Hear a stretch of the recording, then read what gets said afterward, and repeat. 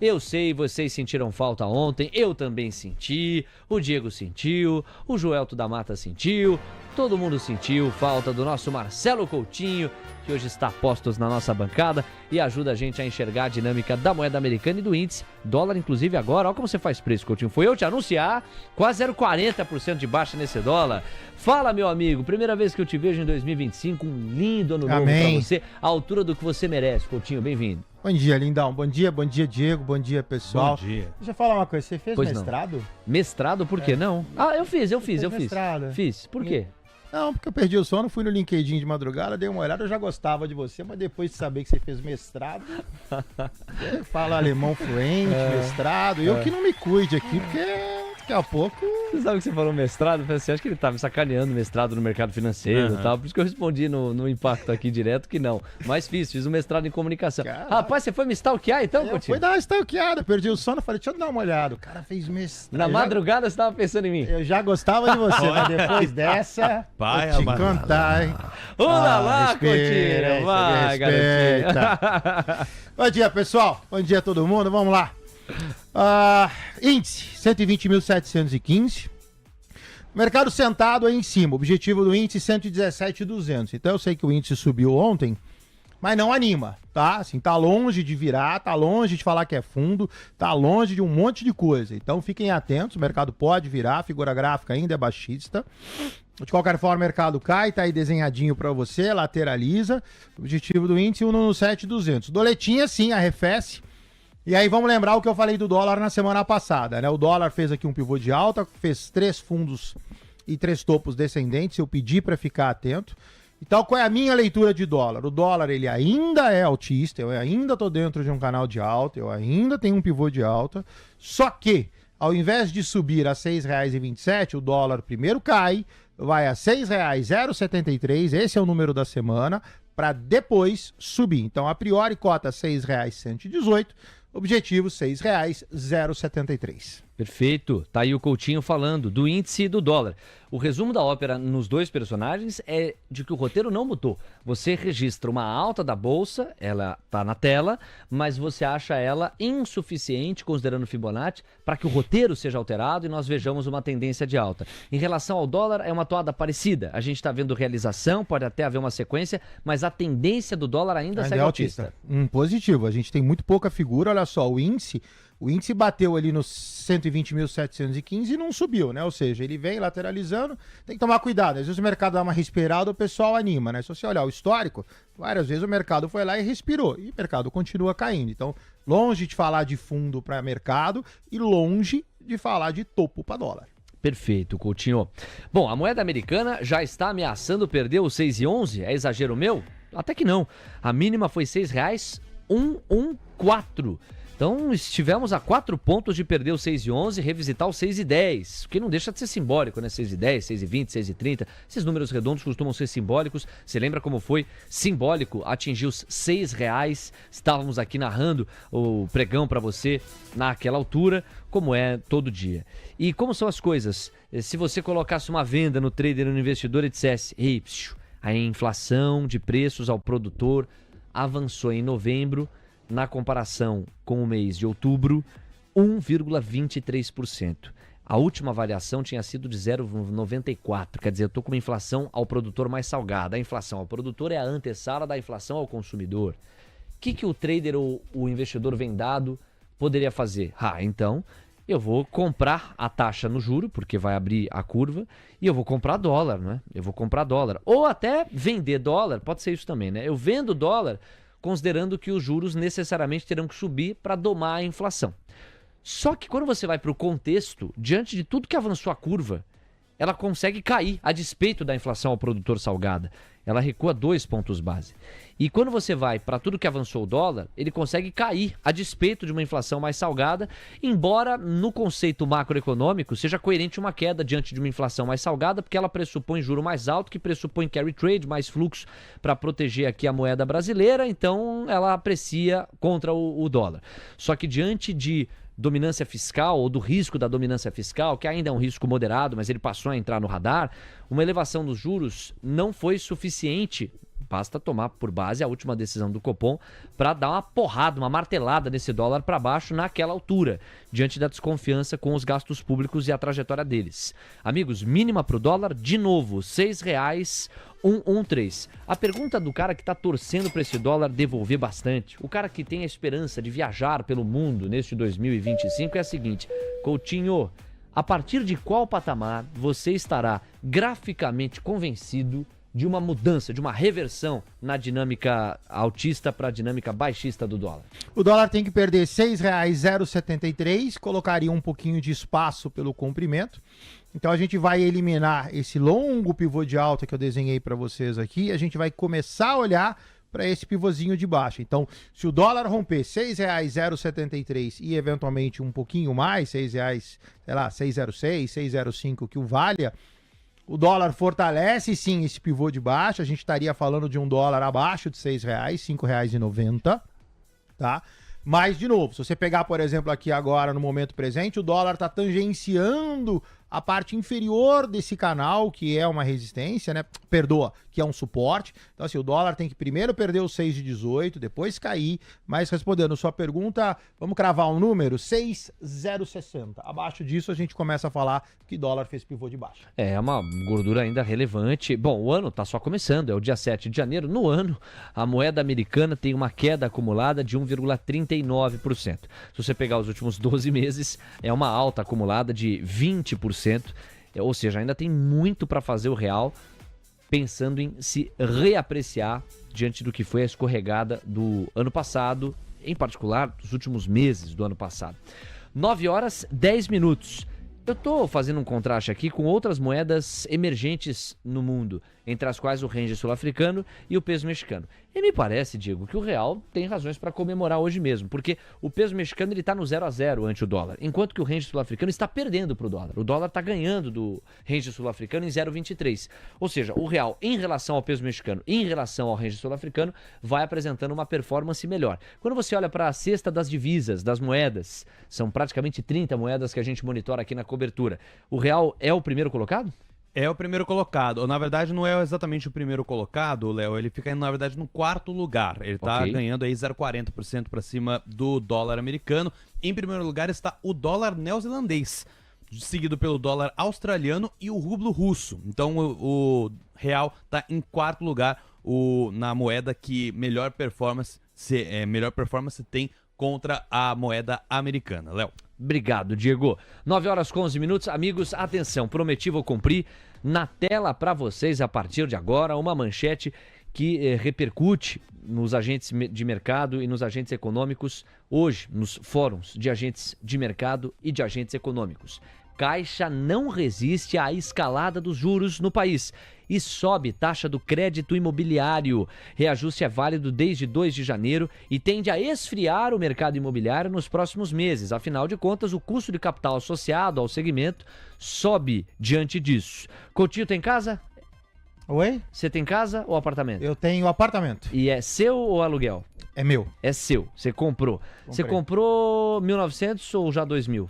Comprei, nós estamos em 2024, comprei 2.000. 2.000. Você lembra a taxa no financiamento? Às vezes você comprou à vista, não sei. Mas não, se você paguei, você financiei um pedacinho. Você lembra a taxa que você pagou? Não? 4 e lá vai pedrada. Não, não é possível. É 4,75, 5 e pouco. Mais inflação, né? É isso aí, mais inflação. Ah, ok. Tá, de juro real, 4 e pouquinho. Ah, sim, a taxa real, certo? Perfeito.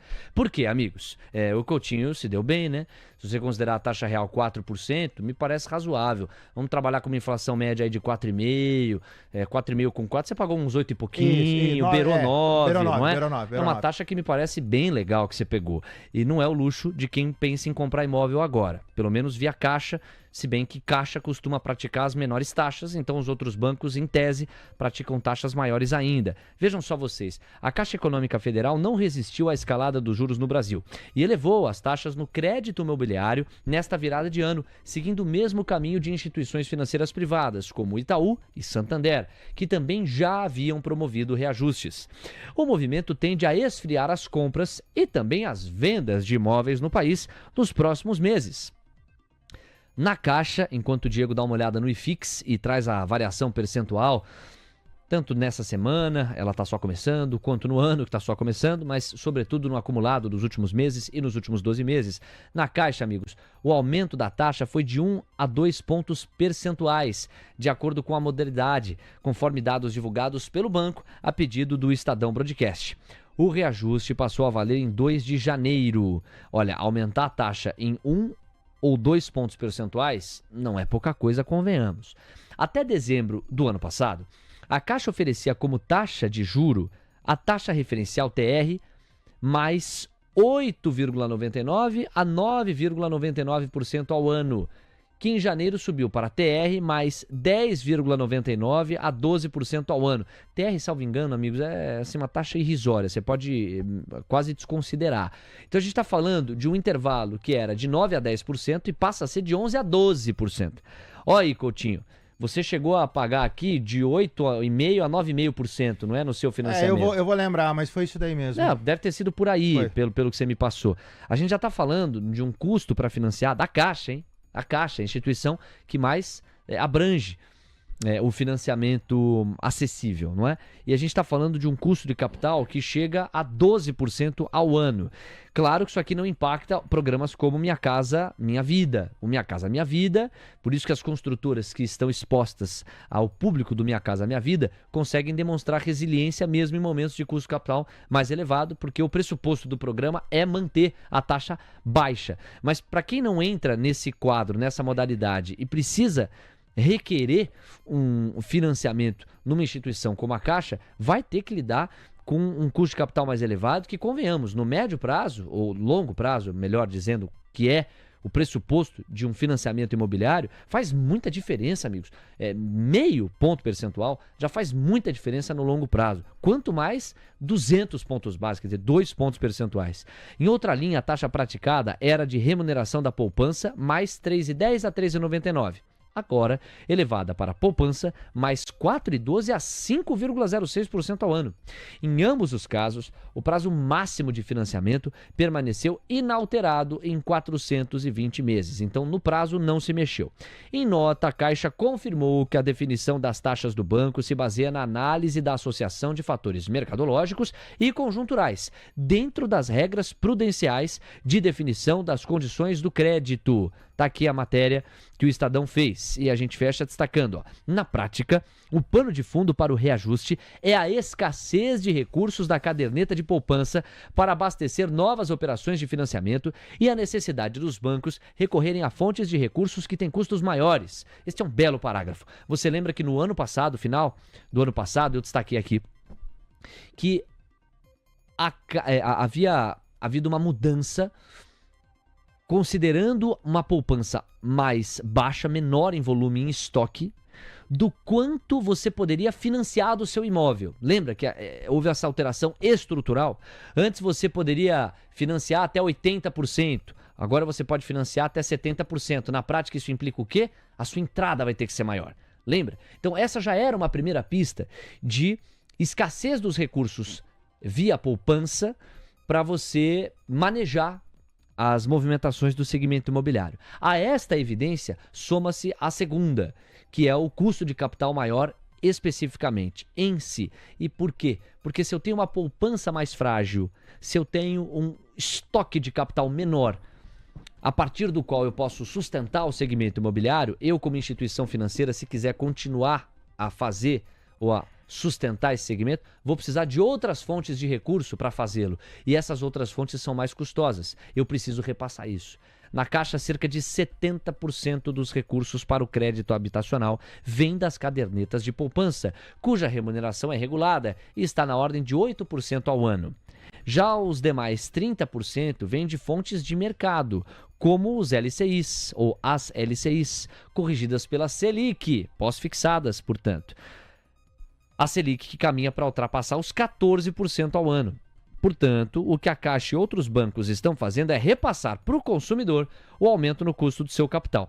Então tá aqui, ó, 70% vem da poupança, 30% vem de LCI. LCI exposta a Selic é LCI mais salgada. Esses 30% aqui passaram a custar muito mais. A Caixa está repassando isso, outros bancos já o fizeram. Para fechar, Aspas, isso, o aumento na taxa, já era um pouco esperado por causa da alta da Selic. Não tem como fugir. Fecha aspas. Foi o que comentou a vice-presidente de habitação da Caixa, Inês Magalhães, em entrevista ao Estadão Broadcast. Aspas de novo. Mas ainda assim, estamos competitivos em relação a outras taxas praticadas no mercado. Eu fecho aspas. O Diego Kerber tá de olho no IFIX. Foi a encomenda que eu fiz para ele. O IFIX, ele também apanhou bastante nos últimos tempos. Muita gente passou a ver nos fundos imobiliários dúvidas e incertezas. Tem disfuncionalidades dependendo do fundo imobiliário para o qual se olha, sobretudo os fundos de tijolos. O Diego traz pra gente, o gráfico do IFIX está na tela, o Coutinho vai fibar na sequência.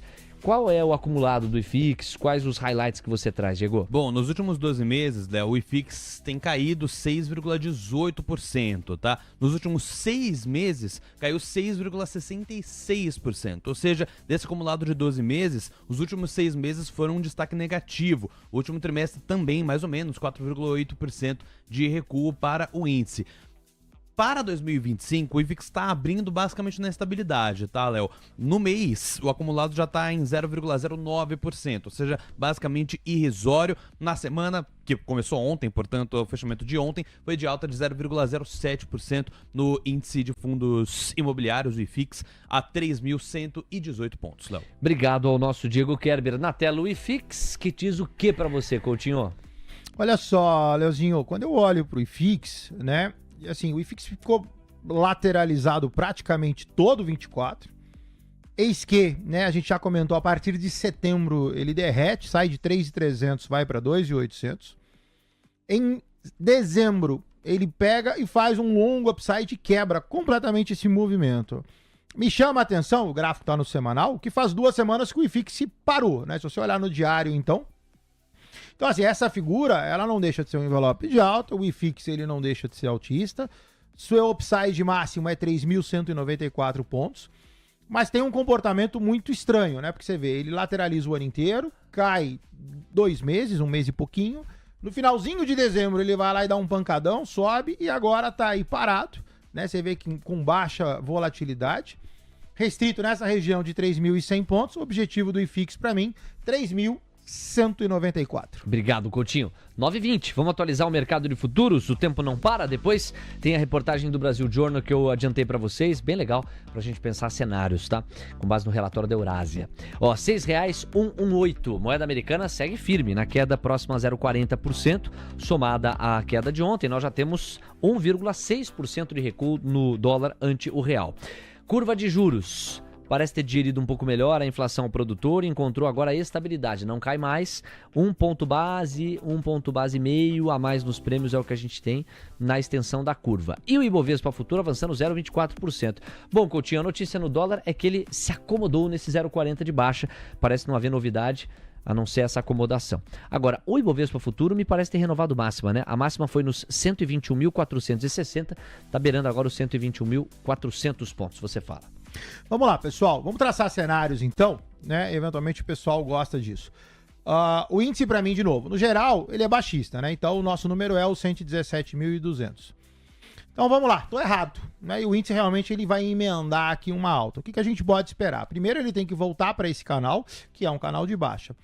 Desprezando isso e falando, essencialmente, de uma alta, o que você vai fazer? Você vai fibar esse cara daqui até aqui. Então, se você quer enxergar pontos para o índice, né? Você está interessado nesse viés de reversão, então o que você tem que observar? Primeiro, quebrar essa resistência e voltar para dentro do canal, depois subir. E aí você tem um pull que varia de 122.494 até a sua máxima, que seria, né, 124.356, caso tudo isso dê certo, né? Ou seja, o índice realmente suba, pare de respeitar todo esse movimento baixista que ele vem carregando ao longo dos meses. E aí sim, o número para você é 124.356. Ok, 9h22. Bom, mandando um abraço aqui para nossa audiência, quase 1.900 simultâneos com a gente. Obrigado pelo carinho de vocês. O Rodrigo Milan tá por aqui, tá pedindo pra gente comentar uma nota recente do TCU sobre a Previdência. Possivelmente daqui a pouco a gente fale, viu, Rodrigo? Tá na nossa agenda aqui, tá entre os assuntos que a gente separou. Um abraço em você. Wesley Marinho, Maestro Léo, suponhamos que por N motivos, o vice de Lula, o Geraldo Alckmin, assuma. Qual seria a expectativa sua em relação à reação do mercado? Olha, Wesley, é muito automático dizer que, considerando as declarações do Lula, uma retórica que invariavelmente aumenta a percepção de risco, o simples fato de o bastão ser passado para o Alckmin tende a ser visto positivamente pelo mercado, né?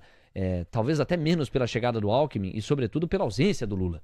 E quando você vai para o histórico, como personagem político, o Alckmin ele costuma valorizar mais a responsabilidade fiscal do que o Lula, certamente, né? Se você contrastar a postura dos dois. Até pela linhagem mais do PSDB, a ideia de cuidar dos gastos públicos costuma fazer mais sentido, parar mais de pé a toada do Alckmin do que a toada do presidente Luiz Inácio Lula da Silva. Então, no curto prazo, eu acho fácil pressupor que o mercado reagiria bem ao fato de o Alckmin estar no comando do Palácio do Planalto em detrimento do Lula.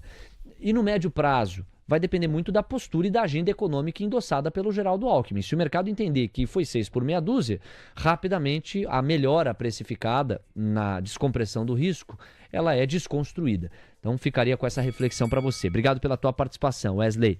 Quem mais está aqui? O Canseiro OK, Caixa dispara juro imobiliário. Fintuit, ele tá falando aqui da Fintuit. Quem mais? O Rivotrilde. Daqui a um ano o que vai ter de leilão de imóvel é o Rivotrilde, direto das Areias Batidas de Santos. Ele faz um alerta interessante.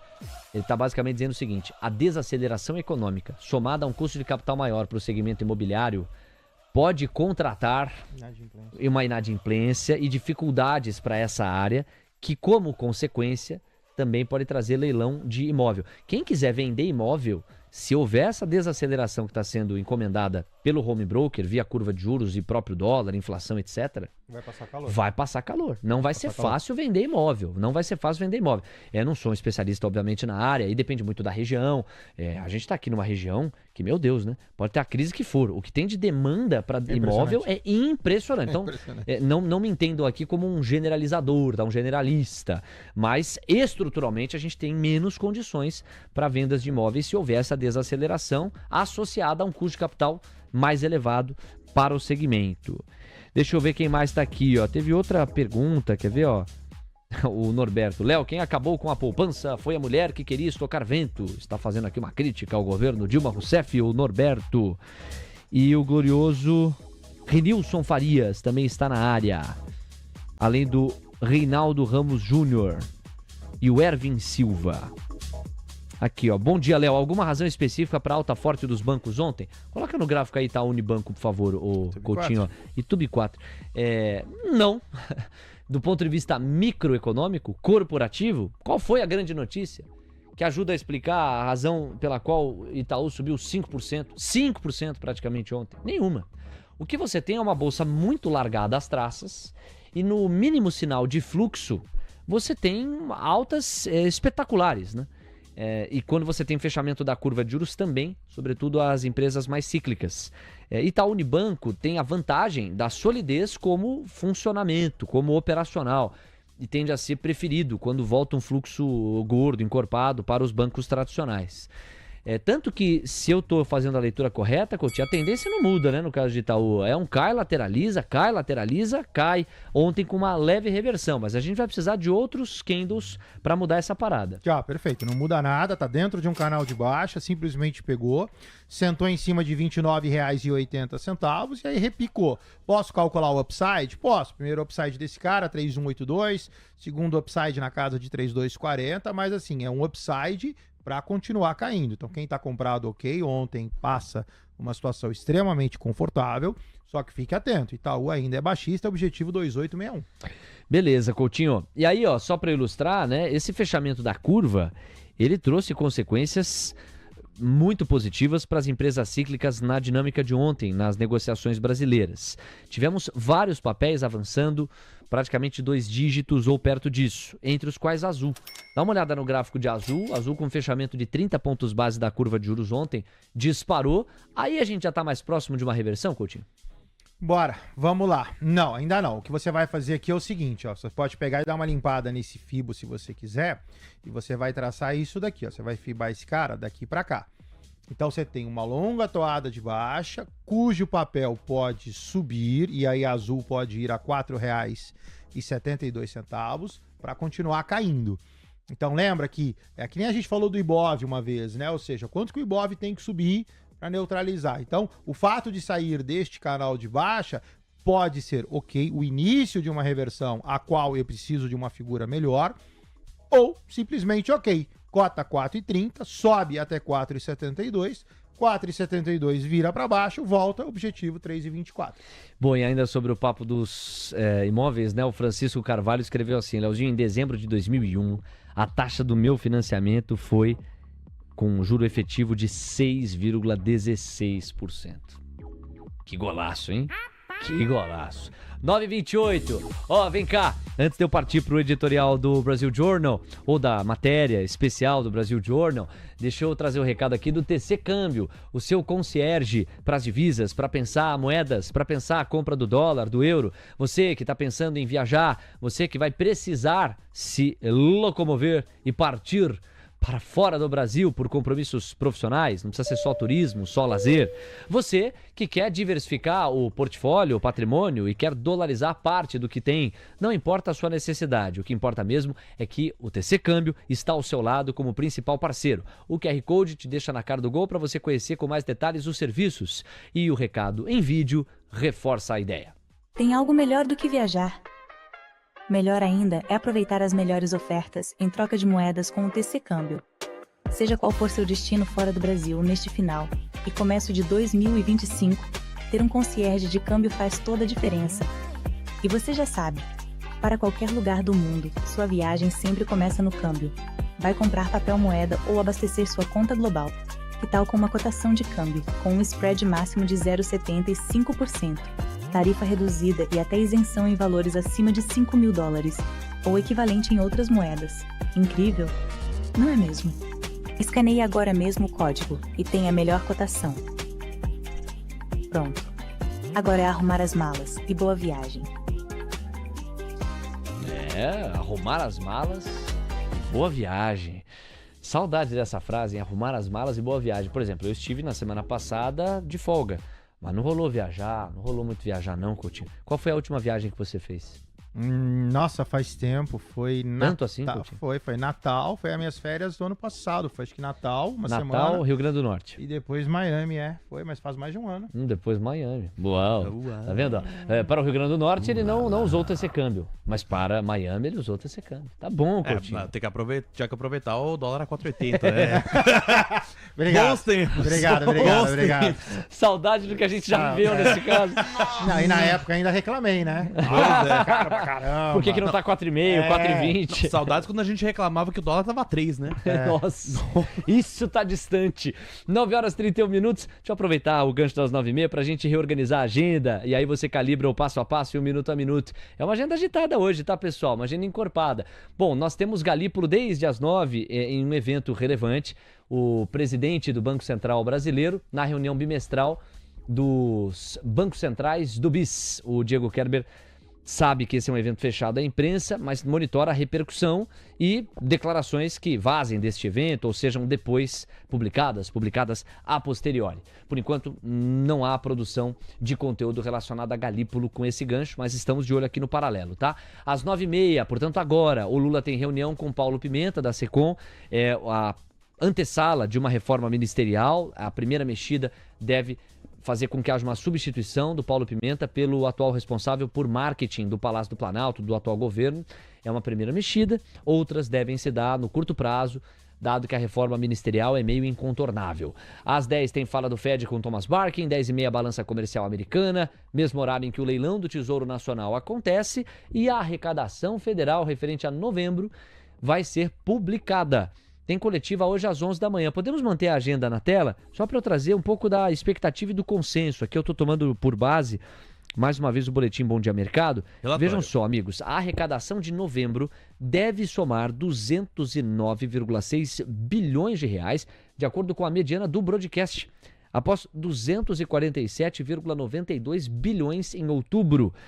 Melhor resultado para o mês na série histórica, inclusive. Então, haveria uma desaceleração, mas quem é capaz de dizer que esse número é um número fraco, né? Se vierem 210 bilhões de reais, é um baita de um resultado arrecadatório no mês de novembro. Só que as estimativas, elas respeitam uma banda que varia entre 148 bilhões e 227 bilhões. Se realizada a projeção, haverá um ganho real de 11,4%, ganho real de 11,4%, isso na comparação com novembro de 2023. O aumento deve ser novamente puxado pelo crescimento da atividade econômica que a gente vem narrando para vocês já há algum tempo por aqui. E tudo isso é uma linda notícia pensando em sustentação dos gastos públicos. A arrecadação está forte, a atividade econômica está aquecida. A má notícia é que nós seguimos gastando mais do que nós arrecadamos e, portanto, todo o volume de arrecadação encorpado não tem sido suficiente para a gente manejar os compromissos financeiros no fim do mês. E aí vem um ponto para eu passar para o Diego, que chamou para relatório. Vamos ver sobre qual papel ele vai falar. Depois tem o Gabriel Junqueira também para a gente tabelar aqui. Amigos, o mercado olha e diz assim, pera lá, deixa eu ver se eu estou entendendo. A gente com atividade econômica aquecida, hiato do produto positivo, desemprego nas mínimas, quer dizer, estamos no ápice daquilo que a gente pode chegar em tese.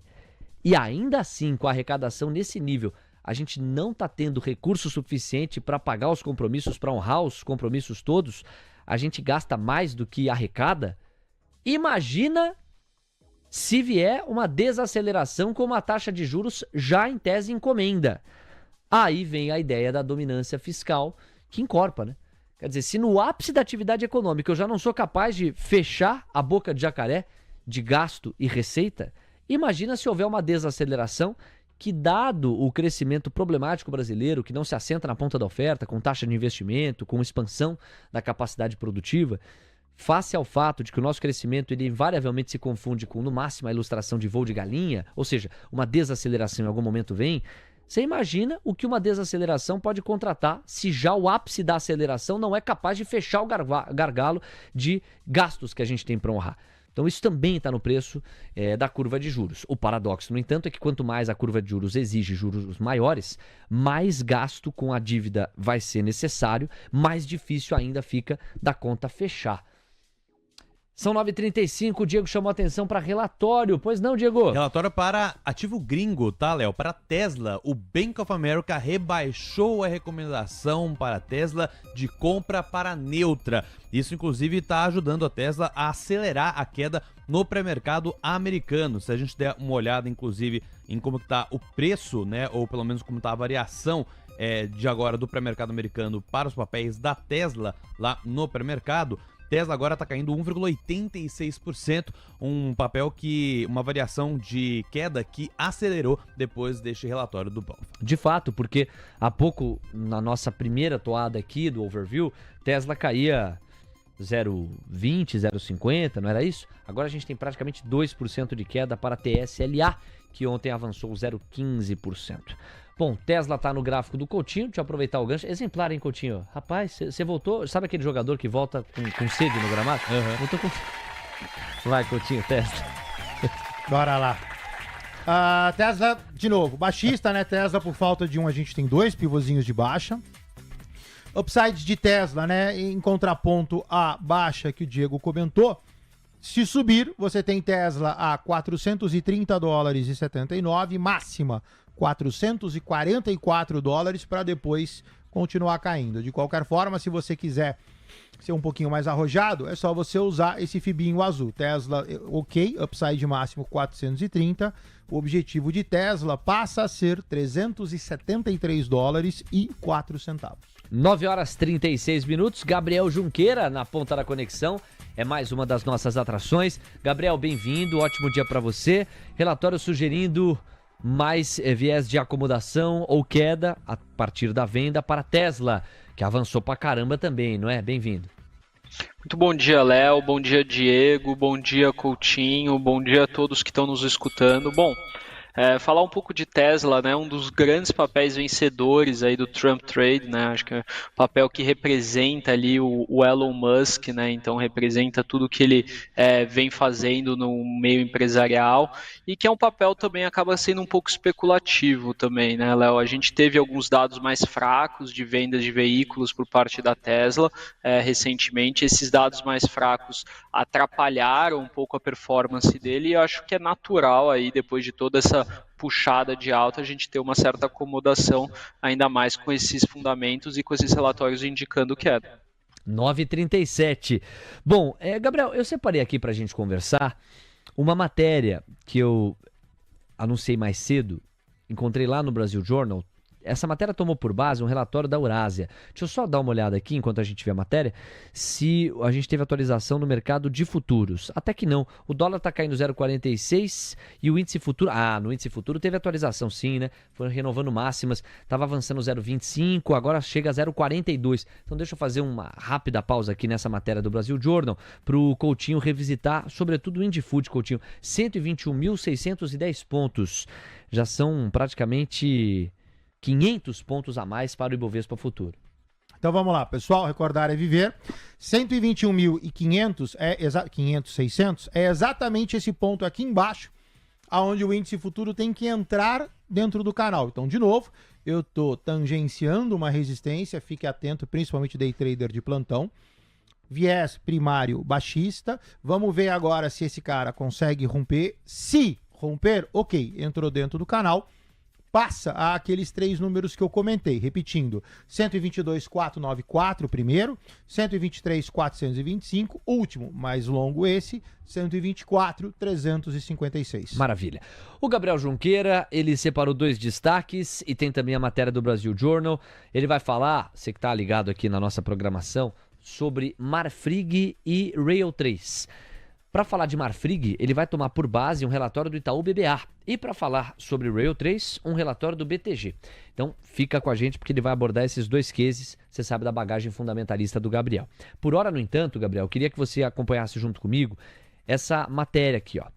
Salve-se quem puder. Eurásia prevê lei da selva no mundo. Brasil pode sofrer. A matéria é assinada pelo Juliano Guandalini lá no Brasil Journal. Em 2025, estamos de volta à lei da selva. É assim que a consultoria Eurásia resume o que podemos esperar de um ano que deve ser moldado pela volta de Donald Trump e o contínuo enfraquecimento das instituições de governança global. No tradicional relatório de maiores riscos globais, divulgado no início de cada ano, a Eurásia coloca o déficit de liderança mundial como a principal ameaça geopolítica do momento. Aspas, nossos desafios são globais, sejam eles relacionados a clima, tecnologia, economia ou segurança. Eles não poderão ser superados sem uma maior cooperação internacional. Mas os atores políticos mais essenciais para fortalecer as instituições globais estão se movendo na direção contrária. Aqui é um parágrafo em que o relatório da Eurásia basicamente está apontando para a perspectiva mais protecionista que assola o planeta, a postura mais autocentrada de vários países e pela hegemonia americana ou pelo largo protagonismo americano, a gente sabe que os Estados Unidos, ao endossarem essas teses, pautam boa parte do comportamento no mundo. Então, esses atores são, sobretudo, Estados Unidos e China, as nações mais poderosas do planeta, mas que rejeitam responsabilidade pelo resto do planeta. Essa lógica mais autocentrada. O documento é assinado por Ian Bremmer, presidente da Eurásia, e Cliff Kupchan, o chairman do grupo. Segundo os analistas, estamos retornando para um mundo no qual os mais fortes fazem o que bem desejam, enquanto os mais fracos são condenados a sofrer. Não é uma trajetória sustentável, dizem. O Brasil é citado como possível atingido pela guerra comercial, olha só, Gabriel, no momento em que já sente o impacto do dólar mais caro e da invasão dos importados chineses. Aspas. O Brasil é um alerta. A recente turbulência, desencadeada pela frustração com o pacote fiscal, mostra o quão rápido os desafios locais podem se tornar uma espiral quando combinados com pressões externas de juros mais elevados, dólar mais forte e uma demanda global mais fraca. Para a Eurásia, mesmo países com fundamentos mais sólidos vão descobrir que enfrentarão restrições em 2025. E aí vem os 10 maiores riscos mundiais de acordo com o relatório e como o Brasil poderá ser atingido ou reagir a esses riscos. Então, para você comentar aquilo que curte mais, tá, Gabriel? Um risco, G0 vence, nem G7, nem G20. É um mundo em que a lógica autocentrada de China e Estados Unidos prevalecerá. Regras de Dom. A ideia de erosão das instituições independentes de contrapeso ao executivo e enfraquecimento do império da lei ampliam a dependência dos Estados Unidos nas decisões de Donald Trump. É a ideia aqui de uma pessoalização maior dos Estados Unidos ou da política americana versus uma institucionalização que entende a Eurásia seria um caminho melhor. A ruptura Estados Unidos-China, o Trumponomics, com a ideia de mais taxação, mais protecionismo, menos mercado de trabalho com o combate aos imigrantes ilegais, Aí nós temos Rússia ainda rebelde, o fator Rússia. Irã nas cordas, de fato vem se enfraquecendo. Mundo mais pobre, com a desaceleração das economias globais ou maior complexidade para as economias mundo adentro atuarem nesse tabuleiro em que China e Estados Unidos ditam as regras, os Estados Unidos em especial. E a libertada tem aqui a questão da inteligência artificial. Entende a Eurásia que a regulamentação é frouxa, é frágil sobre a inteligência artificial e isso pode trazer riscos. Os espaços desgovernados, déficit de liderança, que no abre aqui da matéria a gente já trouxe, e o impasse no México. Aqui vale ler para vocês. O México vai enfrentar desafios enormes diante do conflito externo com Trump e tensões internas causadas pela reforma constitucional e piora fiscal. Segundo a Eurásia, as habilidades diplomáticas e políticas da presidente Cláudia Sheinbaum serão testadas em breve. Então aqui, os 10 aspectos desta matéria de fôlego por parte do Brasil Journal. É com base nela que eu queria te ouvir sobre cenário. Gabriel Junqueira, meu parceiro. Bom, Léo, é uma matéria bastante interessante essa, né? Eu até acompanhei aqui que teve uma entrevista com esse mesmo pessoa da Eurásia que saiu aqui no painel Mover Pro ontem e foi muito interessante, né? Então tinha os highlights. E acho que assim, tudo isso se resume no que a gente está olhando para o mercado, que é, primeiro, um cenário de muita volatilidade. Acho que por mais que você possa fazer previsões, a gente possa olhar para um primeiro mandato do Donald Trump e tentar projetar um segundo mandato, eu acho que esse momento ele tem as suas particularidades, né? Quando o Trump assumiu, a gente não tinha tido uma pandemia, a gente não estava com 2 guerras aí principais no nosso continente, no nosso mundo, né? Então a gente tem a guerra na Ucrânia, a guerra no Oriente Médio, tudo isso somado traz um peso muito grande, né, para a situação geopolítica. Então acho que por mais que a gente possa fazer algumas previsões sobre como o Trump foi e como que ele será, né, com base naquilo que foi o primeiro mandato, fica um pouco ainda essa dúvida e isso tem trazido muita volatilidade, né? O dia de ontem foi um exemplo claro disso, né, quando a gente teve a matéria do Washington Post falando que Trump poderia ser um pouco mais ameno nas tarifas, o que impulsionou alguns ativos de risco e depois, né, ele desmentiu isso e deu uma desacelerada, né? Então a gente ainda está com muito ruído e até o dia 20 esse ruído deve se manter. O que eu acredito muito é assim, primeiro ponto, a gente precisa entender que qual que é a função do Brasil no mundo, né? Então o Brasil ele é um grande provedor, né? A grande fazenda, o provedor de commodities, em especial commodities agrícolas, mas vale sempre lembrar que o Brasil produz petróleo, que o Brasil produz minério de ferro. Então o Brasil é a grande fazenda do mundo, né? E independente se os Estados Unidos vão ser mais nacionalistas ou menos nacionalistas, se a China vai continuar crescendo a ritmos estrondosos ou vai continuar na sua crise, tudo isso colocado, eles precisam dos produtos do Brasil. Os Estados Unidos não é autossuficiente, né, em todas essas commodities que o Brasil produz. Existe muito a ideia do nearshoring, né? Então é que você vai buscar ali mercados mais próximos devido, né, a esse mundo um pouco mais bélico, né? O Brasil ele não é o mais próximo dos Estados Unidos como o México, por exemplo, ou países ali do Caribe, mas é um país próximo, né, dos Estados Unidos. Então a gente tende a ter uma relação mais amênua com os Estados Unidos, e eu acredito que por mais que muitas pessoas possam imaginar que o Brasil vá sofrer, né, com taxações, eu acho que do que a gente viu no primeiro mandato, o Brasil tende a surfar muito bem esse movimento, né, porque ele continua sendo esse grande provedor de commodities e que são a base da economia e que qualquer país que queira se desenvolver vai precisar. 9h46. Vamos aos seus destaques com o complemento do Coutinho aqui. Só antes, as chineladas me obrigam a narrar que o dólar continua buscando as mínimas e a bolsa segue tocando as máximas através do Indifute. Amigos, nós já chegamos a praticamente 2% de alta acumulada nesta semana. O Ibovespa Futuro está subindo 1,90 agora, porque soma-se a alta de ontem, a alta de agora em 0,55%, 121.765 pontos. Coutinho, a memória vai me trair. Você disse que para o dólar mudar a tendência de alta para a tendência de baixa, nós deveríamos perder, salvo engano, R$ 6,07. 0,6, quase. R$ 6,06. No caso do índice futuro, hein, para que a gente tenha uma reversão da lógica de baixa para a lógica de alta, a gente teria que atingir qual patamar? Furar qual resistência? Aí é um pouquinho mais longo. Vamos lá. Aí é bem mais longo. Vamos lá, a fibada do índice, deixa eu apagar e tudo então, porque eu vou ter que fazer, quem sabe fazer ao vivo. Tô te dando trabalho, né, Coutinho? Imagina, você tem esse longo canal de baixa, e aí é assim, eu vou pegar a máxima do índice e vou fibar esse cara daqui pra cá. Então assim, uma boa virada seria, se você quiser anotar, 128.015. Putz vida. Então assim, se a gente chegar a 128.015 e passar, tá longe de falar que virou, mas ok, assim, é o movimento mais predominante que você tem do índice. Mas Coutinho, se sair do 121 mil e for pro 127 mil, não virou ainda a tendência? Não. Caramba. Não, porque na verdade o que acontece? Olha o índice, vamos pegar, deixa eu pegar o WING FUT, que aí a gente consegue enxergar com mais precisão. Você tem que olhar o seguinte, olha só esse gráfico, Leozinho. A gente teve uma máxima a 144 mil pontos, tá? E a gente chegou arredondando 120. Então são 24 mil pontos de queda. Então, assim, você precisa de um E olha só que interessante. Vamos colocar esse gráfico no semanal, gastar um tempinho nele aqui. Vamos apagar isso daqui e vamos olhar o que a gente tem hoje. Olha só, pessoal.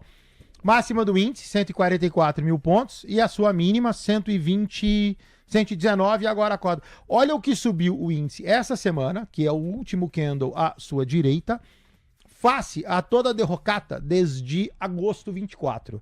Então, assim, quando você pergunta para mim o que eu preciso para virar, eu preciso de muitos candles semanais para que isso monte ou um pivô de alta ou um envelope de alta. E mesmo assim, se você perguntar para mim, tá bom, qual é o pior caso ou o melhor caso? 135 mil.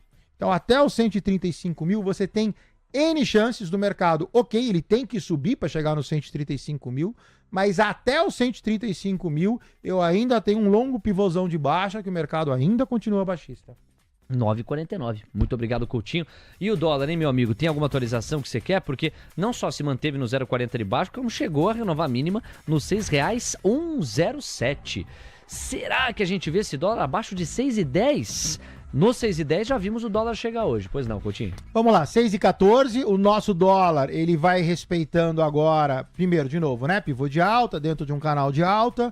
O dólar faz ali o movimento de correção que eu cantei semana passada. Então, assim, de 6,15, perdão, 615 ou R$ 6,11 até 6,07, pode fazer o que quiser, pode cair sem problema nenhum, pode cair de uma vez, pode cair de forma fracionada. O nosso ponto para falar de reversão de dólar é R$ 6,06, como eu comentei. Então aqui agora, se o dólar vai continuar corrigindo e na velocidade que ele for, para nós não é tão importante agora. O importante é que sim, que o dólar corrija, atinja o 6,06, que é aquilo que eu comentei, a gente começa a falar de pivô de baixa e aí eventualmente a gente pode começar a pensar num dólar baixista. 9,50. Gabriel Junqueira, você sempre dedicado aqui, separou alguns destaques. Na verdade, agora a gente vai falar de duas empresas, tendo por base, e aí o Coutinho vai complementar com as fibadas, dois relatórios. O Itaú BBA se pronunciou sobre Marfrig, o BTG sobre Rail 3. Você comenta. Bom, Léo, começar por Marfrig, né? Porque primeiro que eu acho que foi um relatório muito interessante do Itaú BBA, porque é um típico relatório que a gente comenta aqui no Manhã TC News como o relatório do sell-side que não tem cota diária, né? Então, você faz um relatório que você aumenta o preço-alvo do papel, né? Saiu de 14 e foi para R$19, só que você mantém o papel como market perform, né? Então, você não dá compra no papel, o que num primeiro momento parece contrassensual, né? Porque se você aumentou o target price, e se esse target price é maior do que o preço de tela hoje, você tem que dar compra no papel, né? Porque na teoria o teu preço é acima e você vai ganhar dinheiro, né? Se ele subir. Então, assim, o analista acaba fazendo essa contrassensual muito porque Marfrig é um papel que já vem performando há muito tempo, muito bem, né? Foi uma das grandes altas do ano passado, então acredito aqui que qualquer correção seja até, né, um movimento de acomodação natural da tendência do papel. Porém, o que o Itaú destaca, que aí é o fundamento que embasa esse aumento, né, do target price, que é o que a gente tem que discutir, né? Então, a depreciação do real é favorável, sim, à situação da Marfrig, né? Então, isso vai fazer com que ela ganhe dinheiro, porém, não se enganem que o aumento do preço do BGI comprimiu a margem EBITDA das operações no Brasil, então o efeito do câmbio não foi suficiente para você ter, né, um efeito positivo total no resultado, porque a gente teve um aumento do arroba do boi, e vale sempre lembrar que a compra de matéria-prima, compra de gado é o principal custo dos frigoríficos, né? Então, se você tem um aumento do custo do BGI, você vai acabar comprimindo a margem do frigorífico. O desempenho nos Estados Unidos tem melhorado, né? Quando a gente olha para a operação da National Beef, né, que é a operação da Marfrig nos Estados Unidos, a gente tem uma melhora significativa, porém, um ciclo lá ainda muito forte, né? O preço do arroba do boi nos Estados Unidos está muito alto, então a gente está falando de margem EBITDA de 2%, enquanto aqui no Brasil ela trabalha com mais de 10%, né? Então é uma situação ainda que precisa de equacionamento, porém tem melhorado bastante, porque temos algumas empresas de proteína nos Estados Unidos que operam até com margem negativa, margem de EBITDA negativa. E também a vinculação da BRF com a Marfrig, que tem sido muito importante para ela fazer o processo de desalavancagem junto com o dinheiro da Minerva. No geral aqui, Marfrig é um papel interessante, é um papel que se defende dessa alta do dólar e também consegue rentabilizar, e acho que está aí num preço bastante atrativo. Quando a gente olha para o EV/EBITDA estimado de 2025, Marfrig segue negociando a 5 vezes EV/EBITDA, né? Você quer passar o gráfico e depois a gente fala de Rumo? Excelente, vamos assim. Marfrig, então, no gráfico do Coutinho, e na sequência a gente vai para Rumo, que toca muito em logística, escoamento de produção, etc. Vamos lá, Coutinho, o que o gráfico diz no caso de Marfrig? É um dos poucos papéis em que dá para sustentar ainda uma tendência de alta? Por enquanto sim, ele não pode perder um no 593, então nota, mercado sobe, mercado lateraliza, mercado sobe. Qual é a minha preocupação de Marfrig, né? Que é a minha preocupação quando o papel ele atinge a parte superior do gráfico, porém você nota o quê? Que na hora de lateralizar, ele lateraliza perdendo topo, né? Então isso aqui pode ser um possível também pivô de baixa. Marfrig, eu já venho cantando uma eventual queda, então fiquem atentos. Enquanto tiver aqui, e aí assim, um grande papel que fez isso foi Embraer muito tempo, né? Ou seja, Embraer subiu, Embraer lateralizou um tempão, Brava, mesma coisa. Então, assim, só ficar atento. Eu ainda tenho no longo o envelope de alta, sobe, lateraliza, sobe. Só ficar atento. Marfrig eu me sentiria mais confortável acima de 17,28. E aí sim, acima de 18,13 o céu é o limite. E abaixo de 17,28 e principalmente se perder os 15,90, aí esse cara vai montar um pivôzinho de baixa. Então fique atento, por enquanto quem está comprado goza de um certo conforto, mas eu não posso perder a região de 15,93. Direto para Rumo, tomando por base outro relatório que foi divulgado. Você, Gabriel. Bom, quem escreveu sobre Rumo dessa vez foi o BTG Pactual, né? Acho que o BTG fez uma retrospectiva muito legal de Rumo no ano de 2024, né? Mostrou que apesar da empresa ter tido volumes recordes, ter tido um EBITDA bom, boas fundamentos de safra ali, de volumes carregados, você teve alguns pontos que trouxeram muita incerteza para os investidores, principalmente relativo ao CAPEX da empresa, né? Então a Rumo é uma empresa que vem investindo bastante, o custo desse CAPEX, né, que é diretamente proporcional à nossa curva de juros, atrapalha demais o resultado da empresa. Então, apesar desses dados operacionais mais positivos, a gente teve uma empresa ali que não performou muito bem no ano de 2024. Para 2025, o cenário é positivo. Devemos ter safra recorde, né, de grãos, então isso já vai trazer um volume muito bom. E em 2026, a previsão climática também continua sendo de safra forte, principalmente no Mato Grosso. O que traz preocupação é essa questão do CAPEX, né? Então, não só o custo do dinheiro, mas também a própria inflação, né, dos insumos, a necessidade de você ter que aumentar esse CAPEX a um custo muito maior, né, de juros, pode trazer ali uma compressão dos resultados da empresa, mas é uma empresa que vem se arrumando e que vem entregando tudo que ela prometeu nos guidances, né? Então acho que a gente olhar para Rumo, né, como talvez um trade ali de alguém que vem entregando e vem ficando um pouco de lado por conta dos investidores estarem ali receosos com a situação mais macroeconômica e menos microeconômica, pode ser um papel interessante para a gente olhar de médio prazo. Vamos lá para Rail 3. Na tela aí o gráfico de Rumo. É um outro filme, né? Conta uma outra história em comparação com o gráfico de Marfrig, quando a gente vai para aquela máxima do cai, lateraliza, cai. São envelopes de baixa. E aí, Coutinho? Bom, Rumo por enquanto está baixista, tá? Nota que Rumo, quando você pega o histórico do papel, se você pegar, não precisa pegar muito longo, junho 24, tá? Você tinha um suporte aqui na casa de R$20. Então, Rumo fez todo o upside de alta, voltou, fez todo o upside de baixa, só que não parou nos 20, perdeu. Então, Quando eu olho no curtíssimo prazo, Rumo mantém aqui um canal de baixa, mantém um pivô de baixa. O próximo objetivo de Rumo é R$ 16,33, pior caso R$ 14,93. Então, eventualmente, o papel a ser namorado, no curto prazo, permanece baixista.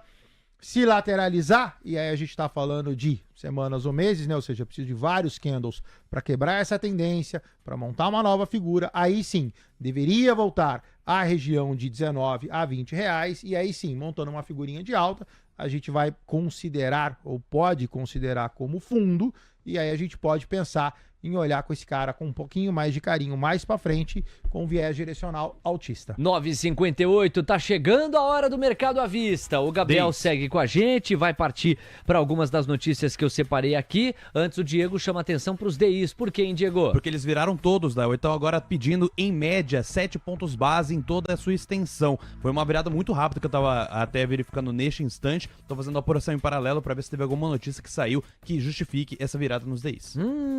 Pegou o momento certo, hein, Diego?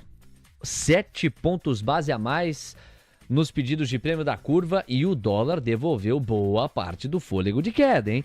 O dólar estava caindo 0,50, agora cai 0,25, quer dizer, metade ficou para trás. O gráfico do dólar te conta alguma coisa? Se pegar 1 minuto, 4 minutos, fica à vontade, Coutinho. Já o Ibovespa Futuro, esse consegue firmar a sua alta, 0,60% de ganho agora, 121.805 pontos. E não para de renovar máxima atrás de máxima a curva de juros. Dá a impressão de que aconteceu alguma coisa mesmo, hein? Vamos chegando à faixa das 10. Pois não, Coutinho? Bora. Doletinha do seu lado direito, tá? O dólar realmente, olha só, vinha aqui, não cai, lateraliza e aí realmente pegou nos últimos 4, 8, 12 minutos, deu uma esticada. Ainda não é suficiente para quebrar. O dólar permanece a priori aqui com cai, lateraliza. O dólar ainda permanece mesmo no intraday baixista. Esse upside deveria romper R$ 6,126 com um pouquinho mais de espaço para a gente falar que o dólar interrompeu. De qualquer forma, ok, realmente ele deu uma boa virada. Já o índice não, o índice está mais estável. Gráfico intraday do índice está aqui, o índice praticamente sobe o dia inteiro, o mercado sobe, lateraliza, a priori o índice também mais estável, mantém viés altista. Obrigado, Coutinho. O hino nacional anuncia, temos o mercado à vista aberto no Brasil. Bom, amigos, a curva de juros vai assim, o dólar também, e o Ibovespa Futuro chegando à máxima intradiária em 0,64%. Vamos ver daqui a pouco, na medida em que os leilões cessam, o comportamento dos papéis, sobretudo das blue chips. Gabriel, vamos lá, eu vou passear por algumas notícias que tocam nas empresas de capital aberto, mas o Peterson, ele escreveu assim: bom dia, Léo, ele coloca essa possível queda nos valores dos imóveis pode afetar os FIIs? É que a pergunta dele assume uma premissa, Gabriel. Eu não sei o quanto que você está informado dessa premissa. A Caixa vai cobrar mais para você financiar os imóveis e as entradas para os imóveis, isso desde o ano passado, passaram a ficar mais salgadas. Assume o pressuposto, o Peterson, de que isso tende a diminuir o valor dos imóveis. Ele está pensando aqui naqueles que vão vender imóveis ou colocar os imóveis para alugar. E aí ele pergunta sobre reflexos nos fundos imobiliários. Qual raciocínio você constrói para o Peterson e para tanta gente que nos ouve, Gabriel? Bom dia, Peterson, muito obrigado pela pergunta.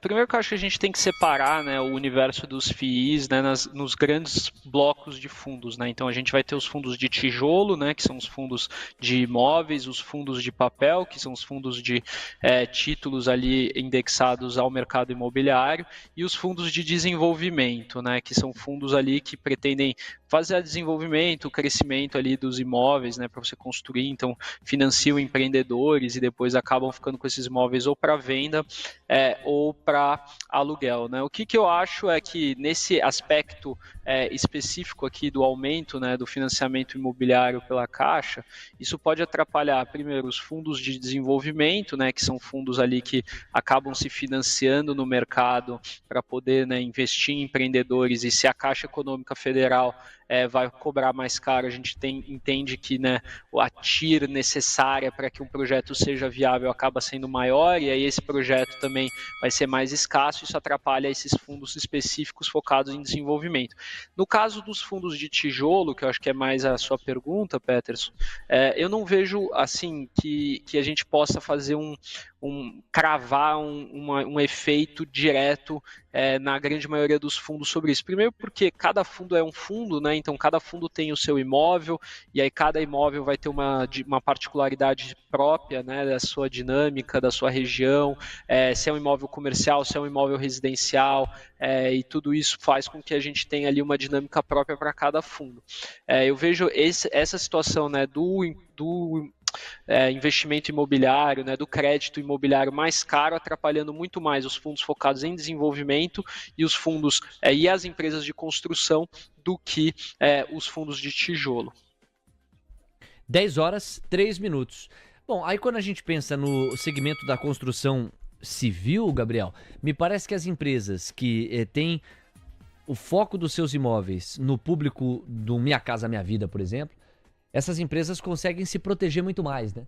Já as empresas, de repente aqui, imóveis de alto padrão, ou mesmo de uma classe média que não se encaixa nos moldes de Minha Casa Minha Vida, essas construtoras podem ter mais dificuldade, porque a venda desses imóveis vai ficar mais encarecida, o custo de capital para se acessar imóveis dessa natureza está aumentando. Faz sentido o raciocínio? Faz sentido sim, Léo, e assim, né, a Caixa é o principal player imobiliário, né, a gente sempre quando associa ali crédito imobiliário, a Caixa Econômica Federal, se não é o primeiro, é o segundo banco que vem à cabeça de qualquer pessoa, né. É natural que ninguém compre imóveis à vista, né, muito raro que isso aconteça. Acho que quando a gente fala, né, dos imóveis de baixa renda, nós temos programas do governo que vem estimulando muito isso, né, o Minha Casa Minha Vida, e aí acaba dando uma dinâmica, né, própria para essas empresas, mas elas também sofrem, né, porque também parte do financiamento, porque também parte de um custo de dinheiro mais caro, né, então essas empresas no fim, elas acabam sofrendo muito. Vejo que as empresas de média e alta renda, principalmente aquelas expostas à cidade de São Paulo, Léo, elas têm tido um desempenho operacional muito bom. Quando a gente olha para a Cyrela, por exemplo, é uma empresa que apesar da ação não estar condizendo ali com a performance operacional da empresa, mas é uma empresa que se mantém numa certa excelência. Também chamou atenção para a Moura Dubeux, que fez todo o seu turnaround desde o IPO e opera média e alta renda na região Nordeste, que também vem entregando bastante e deve ter um ano muito bom de 2025. Mas é natural que juros subindo, a gente vai ter uma piora desse setor aí no médio prazo, quase que com certeza.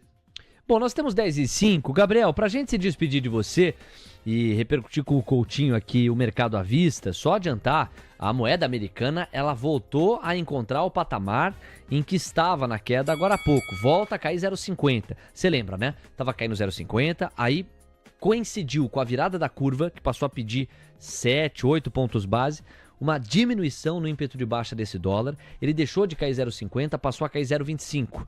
Só que agora a curva não virou, ela continua pedindo prêmios, mas passou a pedir 4 pontos base e não mais 9 pontos base, enquanto o dólar voltou a cair 0,50. E o Ibovespa Futuro renovou máxima de 0,80% de ganho, enquanto o Ibov à vista vai correndo atrás, está em 120.500. Daqui a pouco, leilões cessando, na faixa das 10h10, a gente traz a cobertura completa e as principais cotações. Agora tem 3 notícias que eu separei aqui, todas no âmbito corporativo. Uma primeira reflexão passa pelo segmento bancário, com o consolidado de 2024, Gabriel. Nubank ganha 113,5 bilhões de reais de valor de mercado em 24, Itaú perde 25,6 bilhões. Entre os grandes bancos brasileiros, aquele que mais sofreu no ano passado foi o Bradesco, que perdeu 57,46 bilhões de reais em valor de mercado. Esse é um gancho para você falar dos bancos tradicionais. Um outro gancho aí dos bancos digitais, nesse caso o Banco de Investimento BTG, é esse aqui, BPAC compra a operação brasileira do suíço Julius Baer e avança na gestão de fortunas. Aí, Coutinho, vai ser atendido agora pelo BTG, garotinho. Operação do grupo suíço no país detém mais de 60 bilhões de reais em ativos sob gestão. E por fim, para a gente falar aqui de Sabesp, a companhia aprovou a emissão de debêntures no valor de 3,7 bilhões de reais. A emissão vai ser dividida em 3 séries. Tem para todos os gostos. Bancos tradicionais, banco de investimento, BPAC, tem Sabesp, tem Gabriel Junqueira para amarrar o raciocínio e a gente fechar a participação de hoje. Gabriel. Bom, Léo, falar sobre os bancos tradicionais, né? O Itaú perdeu o valor de mercado, mas só ontem o que ele subiu já voltou todo esse valor de mercado aí, né? Porque baita banco, Itaú, não tem nem muito o que falar dessa empresa aí. Acho que o Itaú ele consegue se modernizar, consegue entregar rentabilidade. Nubank é um fenômeno, né? Acho que o Nubank, até pelo fato de estar listado lá fora, né, tem tido um fluxo mais constante de investimento, né? Isso traz ali uma substância maior para a ação. É um baita banco. Eu sou cliente do Nubank, gosto muito do atendimento, né? Então acho que eles têm tudo aí para continuar crescendo. Mas chama atenção para outros bancos, né? A gente já falou muito da tese de Basa. Basa é um banco que eu gosto bastante. Acho que a gente tem que ficar atento porque é um banco estatal, tem pouca liquidez na bolsa. A gente já comentou muito dessa tese e sofreu demais. Está negociando aí que nem o Banco do Brasil. A gente está falando de bancos negociando a 3 vezes o PL, é uma loucura isso, quase 40% de desconto do valor patrimonial. Tudo bem que é banco estatal, tem ali um prêmio, enfim, mas tudo tem limite, né? E eles continuam entregando o ROI ali de 20%, o mercado tem umas disfuncionalidades, né? E o Bradesco não tem nem muito o que falar, né, Léo? Ele segue ali precisando fazer o turnaround, ele tá para trás do Itaú, tá para trás do Banco do Brasil. Então, assim, acho que o trabalho está sendo feito, né? O Marcelo Noronha, CEO, tem entregado resultado, mas é um trabalho de médio prazo, né? Não vai ser de um resultado para o outro que a gente vai ver uma mudança, até afinal de contas o Bradesco é um navio enorme, né? Para você mexer um transatlântico demora, tem uma cultura muito engessada, enfim, ali é complicado, mas tem conseguido mostrar ali uma luz no final do túnel, com certeza. Sobre esse deal do BTG, Léo, é um deal que assim, eu coloco aqui como um deal que ele é interessante, mas ao mesmo tempo não muito, assim, porque esses deals de aquisição de escritórios, né, no caso a Julius Baer, ela era um multifamily office aqui no Brasil. A Julius Baer, ela é um dos mais antigos bancos de gestão de fortunas do mundo, né, um banco suíço super tradicional, né, vieram para o Brasil comprando a operação da GPS, né, que já era uma operação bastante robusta, colocaram uma marca forte, mas mesmo assim tiveram muita dificuldade para operar no Brasil. Eles não tinham uma estrutura de banco aqui, então isso atrapalhou demais o desenvolvimento, o oferecimento de produtos também. Acho que a entrada dessa carteira para o BTG vai trazer nessa robustez de um banco, porém a gente sabe muito bem que quando você faz um deal desses de gestão de fortunas, né, ele acaba que ele não tem uma sinergia tão exata. Não quer dizer que os 60, 70 bilhões sob custódia da Julius Baer vão vir para o BTG. É óbvio que tem essa tendência da maior parte vir, mas existe clientes que vão buscar bancos internacionais, até porque quando você é cliente de um banco internacional, você busca, né, justamente o brand internacional, né? E por mais que o BTG ele tenha ali uma presença na Europa, ele tem uma presença forte nos Estados Unidos, ele não é um banco internacional, ele é um banco brasileiro, né? Então, o cliente, às vezes, ele procura o brand internacional, né? Então, eu coloco assim, é um deal interessante, acho que já estava para acontecer, saiu num preço menor do que o divulgado na mídia, quando começaram ali já sair, o senhor Fontes começou a falar, né, o preço que foi anunciado é menor, o que é bom para o BTG, mostra que o BTG está ativo, mostra que o BTG está agressivo no mercado, mas não vejo isso fazendo muito preço, não. Sobre a emissão da Sabesp, a Sabesp está ali no processo, né, de turnaround desde a sua privatização, uma baita empresa e tem tudo aí para ter um ano de 2025 de muitas entregas, Léo. Grande Gabriel, para fechar, nós estamos diante de um quadro em que as blue chips estão todas no verde, a exemplo do que nós vimos ontem. A exceção é Suzano. Deve estar vendo um rotation aqui, era um papel mais defensivo, enfim, força compradora concentrada de maneira muito forte em todas as ações blue chips, exceção feita a Suzano. Você acha que começa a virar um filme assim? O mercado se deu conta de que estava surrando demais a bolsa ou ainda muito cedo do ponto de vista macro? Olha, Léo, assim, o que eu vejo, né? Eu vou pegar aqui a análise que o Coutinho fez ali de que a gente pode ter um repique até 135 mil pontos sem mudança de tendência, né? Então eu acho que é por aí mesmo.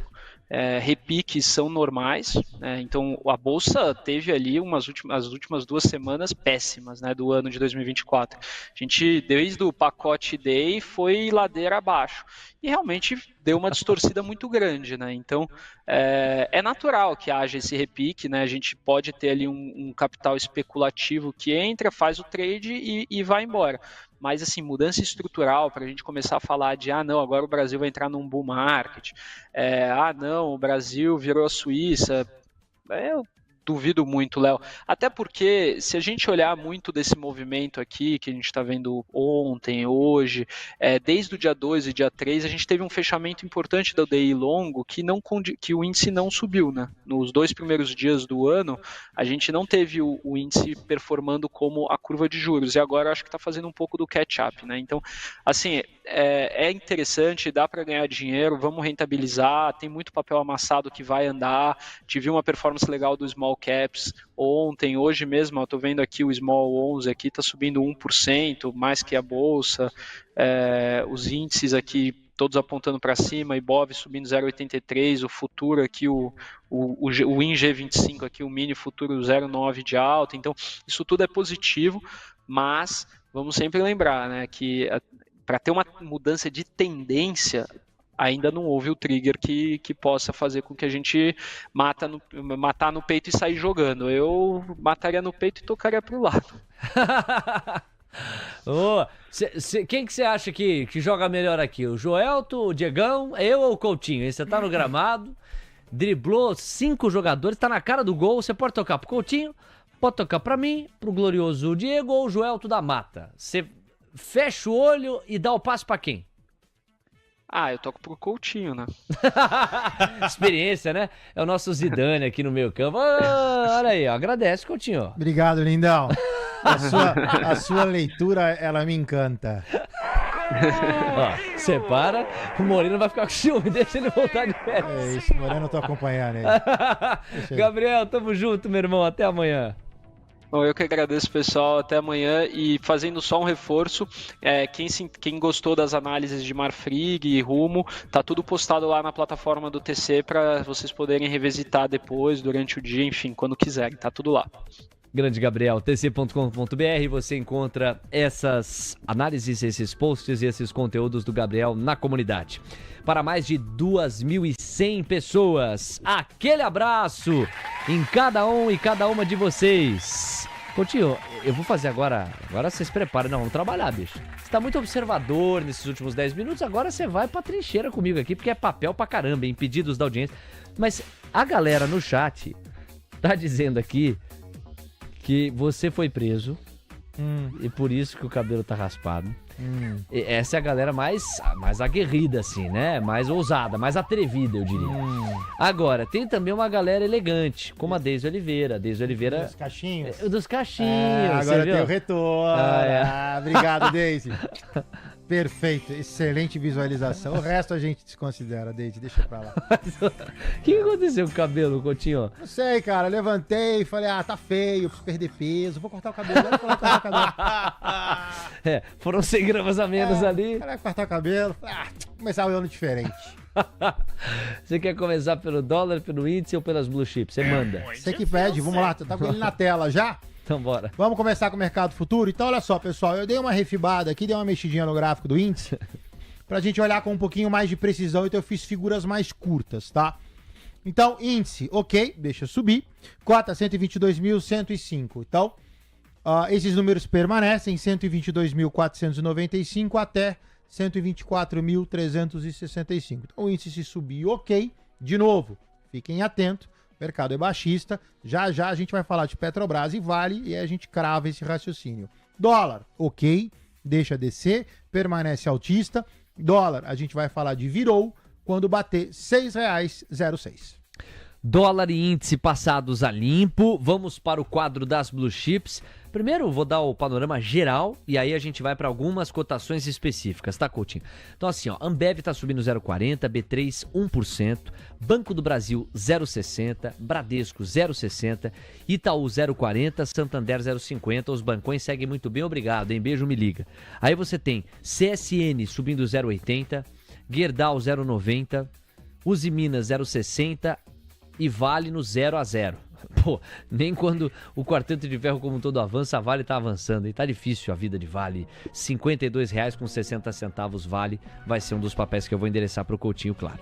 Eletrobras, Elet 3 tá avançando 0,80, Elet 6 avançando 0,50. Embraer decolando.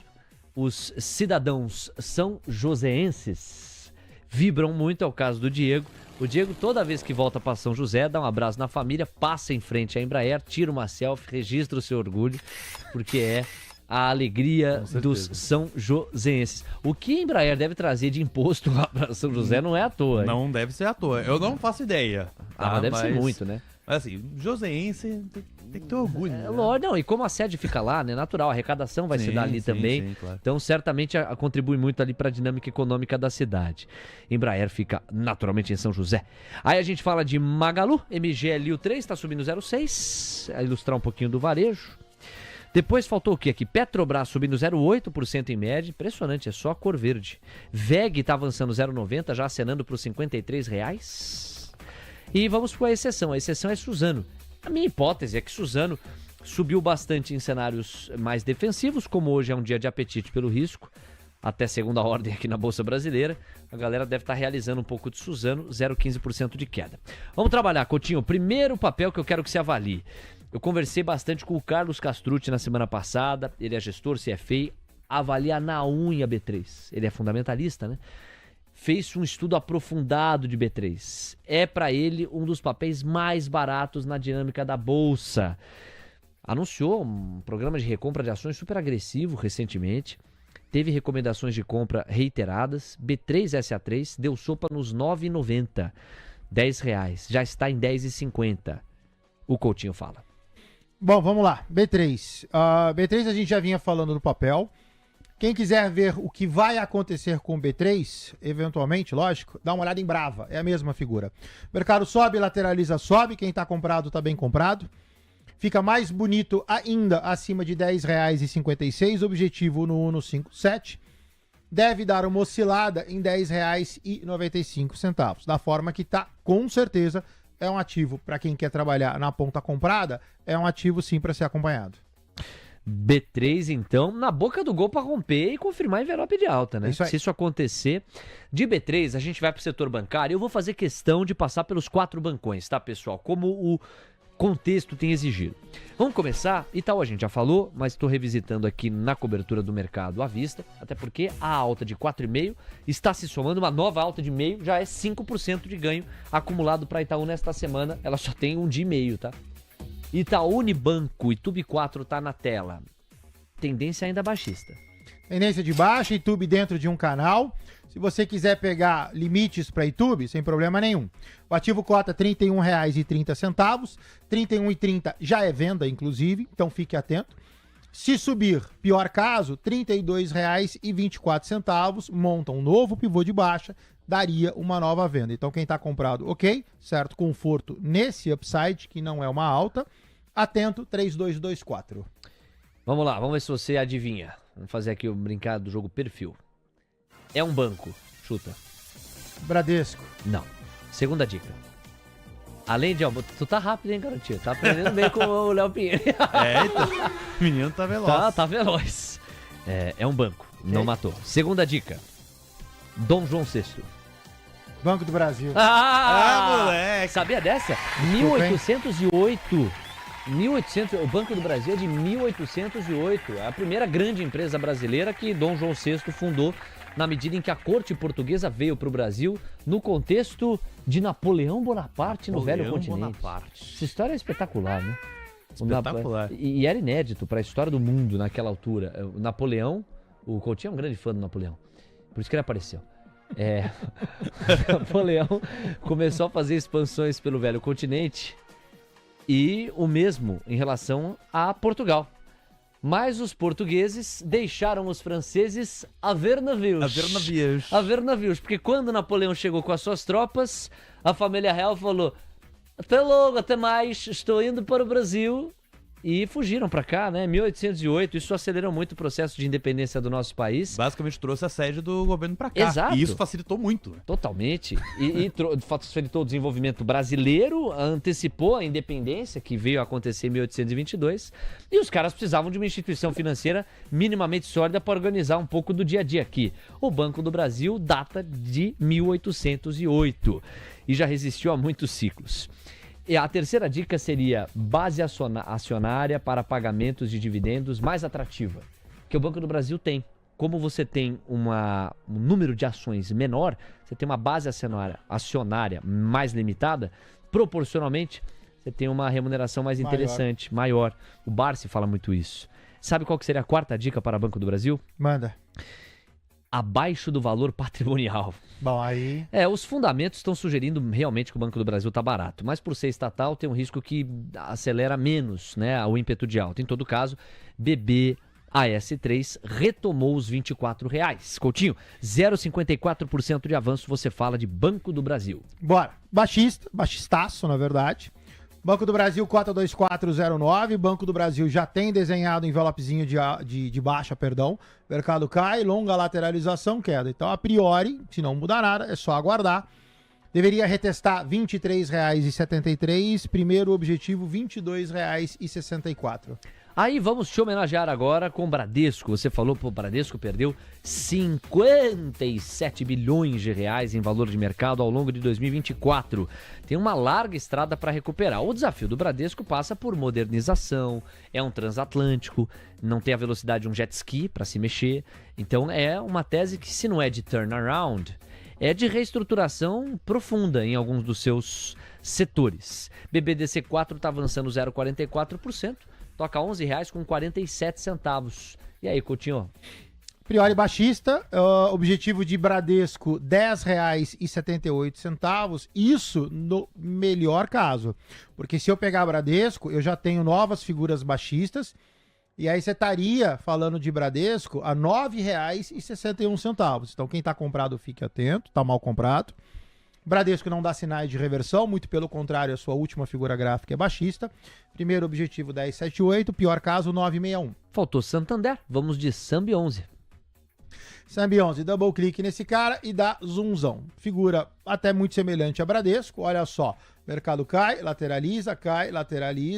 Santander tangencia a parte superior de um canal a R$ 24,29, R$ 24,44 é a sua máxima. Santander é baixista, então fique atento, tá? Santander faz uma figura muito semelhante à Petrobras, ou seja, eu cantei Petro, bater na parte superior e voltar. Santander pode fazer o mesmo. Objetivo de Santander, 2282, no seu melhor caso, 2020 no pior caso. Olha, o Ike grafista, que entende pra caramba de gráfico também, né? Ele tá dizendo, B3 tá ficando bonita, porque a gente tá vendo o envelope de alta quase firmando. Volta pra B3 lá, você cantou essa bola, hein, Coutinho? Se houvesse um rompimento ali de resistência, o envelope de alta sendo confirmado, é outro jogo. Tá acontecendo, hein? A gente tá muito próximo da segunda resistência. A primeira ali da faixa amarela, que você acabou de tirar, mas havia sido rompida, agora a gente tá muito próximo. Por isso que o Ike grafista tá dizendo, tá ficando bonito. Dá um zoomzão ali pra gente, ô Coutinho, por favor, no oferecimento de miopia. Nessa linha branca aí, qual que é o patamar de preço nessa resistência? 1056. 1056, R$10,56. Já tá em 10,52. O Ike grafista tá dizendo, B3 tá ficando bonita. Se passar dos 10,56, amigo, é envelope de alta. Graficamente tende a atrair fluxo, todo mundo de olho. Falamos dos bancões, falamos de B3, falamos amplamente do setor financeiro. A gente parte agora para o Diego Kerber. Tem relatório, pois não, Diego? Santander sobre Prio, tá, Léo? Mantém visão positiva para a empresa, mas admite falta de gatilho no curto prazo. Tem alguns outros destaques aqui que também foram divulgados no painel Mover Pro, mas o mais relevante é justamente isso. Santander mantém visão positiva para Prio, mas admite que falta gatilho no curto prazo. Prio, portanto, sem gatilho no curto prazo, mas com recomendação de compra mantida por Santander. Santo André é bom, hein? Homenagem ao Vinícius Custódio, que é de Santo André. Tá bom. Coutinho, pois é, quem nunca? Coutinho, Vamos lá com o Prio então. Prio que é muito elogiado operacionalmente pelo glorioso Fernando Marques quando a gente vai para o campo dos fundamentos. O gráfico diz o quê? Olha, o pessoal, recordar é viver. Prio, eu cantei uma compra a R$ 40,07, o ativo cota 41,30. Então, o ativo para mim, ele agora é um ativo de manutenção. Quem está comprado pode permanecer. Seu objetivo, R$ 42,48. Se tudo der certo, você levaria a Prio a R$ 44,89. Nota que você não tem nada no meio do caminho que possa interromper essa alta. Então, a priori, Prio não entraria, está fora do preço, então cuidado, entradas a critério. Melhor acima de 42,48. 10h27. Voltamos aqui para o quadro das Blue Chips. Chegamos a Eletrobras, Elet 3, subindo 1%, 34,31. Você, Coutinho? Elet 3 está ruim, olha só o gráfico, né? Você tem 2 pivôs de baixa, então você tem um longo cai, corrige, cai. E você tem um curtinho, se você quiser a gente limpa o fibo para poder ajudar. Olha só, mercado cai, mercado lateraliza, mercado cai. Então, apesar da alta do dia de hoje, o ativo pode bater na sua máxima a R$ 34,61. O objetivo é R$ 32,60. Se tudo der errado, você poderia pensar em Elet na casa de R$ 26,08. Bom, estamos chegando na faixa das 10h30, tem muita coisa pra gente repercutir nela. Deixa eu acelerar o passo aqui pra gente ir pra Embraer. 1,23% de avanço, o papel tá em 57,57. Ah, gráfico bonito, diga aí. Envelopaço de alta, tudo tranquilo, olha só. E aqui agora tem uma boa notícia, né? Porque você tem um longo sobe, lateraliza, sobe. E aí você tem um aqui curtinho, olha só, sobe, lateraliza, sobe. Então quem tá comprado em Embraer tá bem comprado. Compras não faria, tá esticado, vai ficar a critério. Vai formalizar a alta a R$ 58,78. Objetivo primário, R$ 61,41. Bom, do Quarteto de Ferro, eu sou obrigado a pedir Vale, porque Vale tá caindo, amigos. Vale caindo 0,09%, tá em 52,52 agora. Impressionante o papel de Vale. Nem num dia em que o Usiminas sobe 1%, Gerdau sobe 2%, que fase de Vale, hein? E CSN 1,29%. Que fase de Vale, pois não, Coutinho? Bora. Bom, Valecita deu uma aula, né, pessoal? Lembra que eu falei dessa figura? Olha só, sobe menos, vira cai. Então a gente cantou aqui em homenagem ao meu querido Levate o abaulamento, né? Aí eu ia falar, foi um mini abaulamento. Foi um mini abaulamento. Abaulou, você vê que ele fez aqui a figurinha de valse. Então, Vale, a gente falava, né, e eu fiquei muito tempo com o Guto, já retorna falando de Vale a R$ 54,99. Agora a gente fala de Vale a R$ 52,67. Próximo objetivo de Vale, R$ 48,92. Saímos de Vale, saímos do Quarteto de Ferro, chegamos a Petrobras. Petri 4 avançando 0,64%, 36,44. Petrobras atento, né? A gente falou da venda, eu cantei essa venda no 3698. Petrobras, ela estava numa figura baixista e aí ela subiu. Quando ela subiu, eu cantei a venda, Petro cai. E agora fique atento, porque eu tô num momento de decisão. Ou isso daqui efetivamente se torna um pivô de baixa, tá? E aí fique atento quem tá comprado. Ou não, ele vai fazer aqui uma figura de convergência, deve abaular para montar envelope de alta, tal. Então assim, o cenário de Petro no curto prazo, exemplo, essa semana é ruim. Então, quem está comprado em Petro, fique atento. Algum tipo de mecanismo de defesa tem que ser colocado, compra de put, stop, o que valha. Em detrimento de qualquer outra coisa, não pode perder 3,549. Se perder, azeda, confirma pivô de baixa, e aí você está falando de Petrobras a R$ 34,00. Interrompemos a nossa programação para os dados macroeconômicos das 10h30 da manhã. Meu caro Joelto, agenda na tela, porque esperava-se para a faixa das 10h30 a balança comercial americana referente a novembro, o leilão do Tesouro Nacional e a arrecadação federal do mês 11 também. A coletiva para detalhar a arrecadação vai se dar na faixa das 11 da manhã. O Diego Kerber tá monitorando tudo, pois não, Diego? Pois é, Léo, por enquanto eu tenho dado apenas da balança comercial americana, já a gente dá uma olhada também nos editais do leilão do Tesouro Nacional e quando sair também os dados da arrecadação federal eu trago para vocês. Mas primeiro, balança comercial americana, que veio bem próxima do consenso, tá? O consenso apontava para um déficit de 78 bilhões de dólares, veio em 78,2 bilhões, é uma aceleração desse déficit em relação à última leitura, que veio de menos 73,6 bilhões na balança comercial. As exportações americanas somaram 273,4 bilhões de dólares, uma aceleração em relação aos 265,7 bilhões que foram registrados na leitura anterior, enquanto as importações, essas tiveram também uma alta para 351,6 bilhões de dólares, tendo vindo de 339,6 bilhões. Muito obrigado, Diego. Daqui a pouco a arrecadação, portanto, se houver pontualidade por parte do governo, naturalmente, e o leilão do Tesouro, para a gente acompanhar na ponta da oferta o desenho da dinâmica de hoje. Temos 10 horas com 32 minutos. Com esse gancho, a gente parte para os Estados Unidos. Vamos lá saber como é que houve reação na divulgação da balança comercial. Olha só, meus amigos, nós temos o DXY com uma queda de 0,12%. Pouco mudou. Inclusive, nesse aspecto, assim, o real, ele, sem dúvida alguma, é destaque hoje, né? Porque vai caindo 0,70%. E não está se inspirando no DXY. O DXY mostra um dólar caindo 0,12. Aqui cai 0,70. Ah, Léo, mas o dólar então deve estar inspirado nas moedas emergentes. Não, ó. A moeda americana, o dólar, ganha do range sul-africano e ganha do peso mexicano. Aqui vai perdendo para o real. Tá aqui, ó. Inclusive, a cotação do dólar versus o real. Tá vendo? Ó? Então, a moeda americana perde para a moeda brasileira, ganha da moeda mexicana e da moeda sul-africana.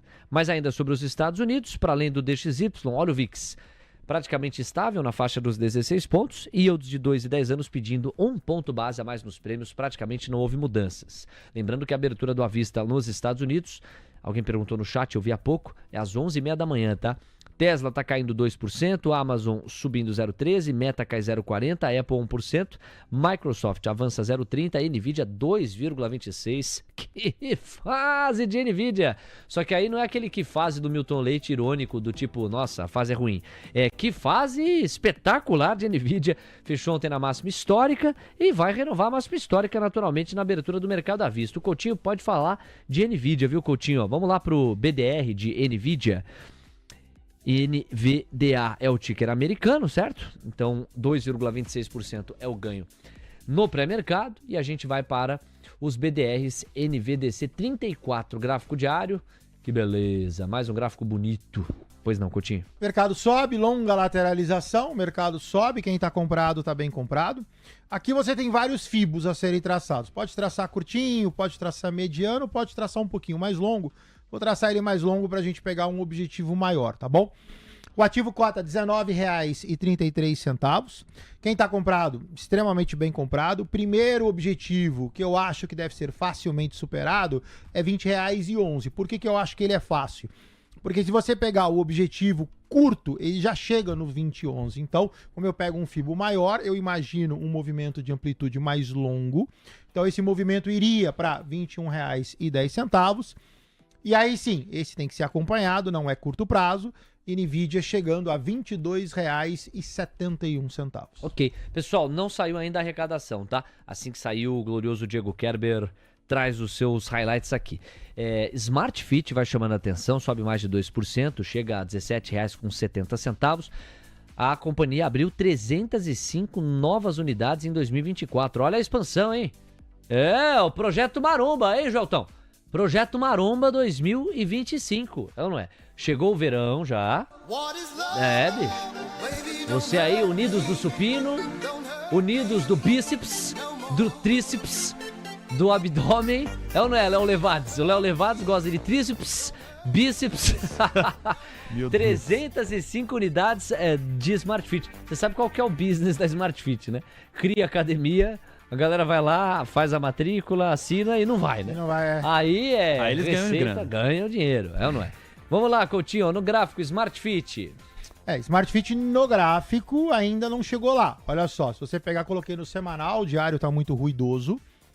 Mercado cai, mercado lateraliza, cai e por aí vai. Na semana, Smart Fit tem uma alta de 6,41%. Mas, de novo, não se anime, tá? Não tenho figura de alta, sequer rompo este envelope de baixa. O objetivo de Smart Fit é R$ 15,99. R$ 15,99. Muito bem. Amigos, contemplamos todas as blue chips, só faltou uma das que eu gosto aqui por setor, né? VEG 3, avançando 0,19%, 52,57. É você, Coutinho. Vamos dar uma olhada em VEG e vamos colocar no diário. Olha só, VEG tá fácil, tá? VEG é uma cópia de Petrobras, consequentemente a análise é a mesma. Quando o Petrobras fez este desenho, eu pedi para tomar cuidado.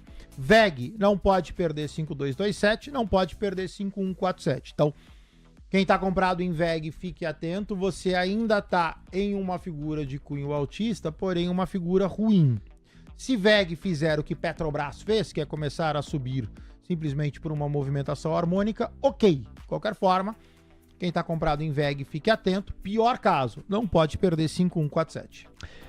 Olha só o que o painel moverprotc.com.br Notícias destaca. A XP, há pouco, emitiu um relatório sobre o setor de utilities e trouxe a XP um panorama, um raio-x, sobre o retorno real implícito de cada uma das empresas. Sabe qual é a empresa top pick, ou seja, a simetria mais interessante, a que tem potencial de crescimento maior? Segundo a XP, nesse segmento de utilities... Alô, Luciano Costa, o editor-chefe que o povo gosta. O Luciano acompanha muito de perto essa empresa e invariavelmente enxerga nela a solidez. Equatorial é a top pick em utilities. Segundo a XP, a empresa negocia com um retorno implícito de 16%. Vamos lá para o gráfico de Equatorial. Vem numa longa...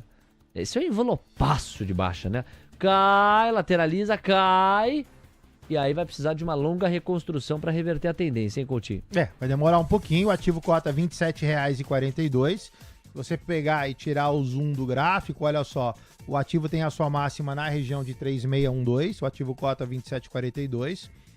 Curto prazo baixista, cai, lateraliza, cai. Assim, fazem um leve upside nos últimos 3 dias úteis. Mas, de novo, fique atento. O ativo cota 2742, primeiro ou próximo objetivo 2524.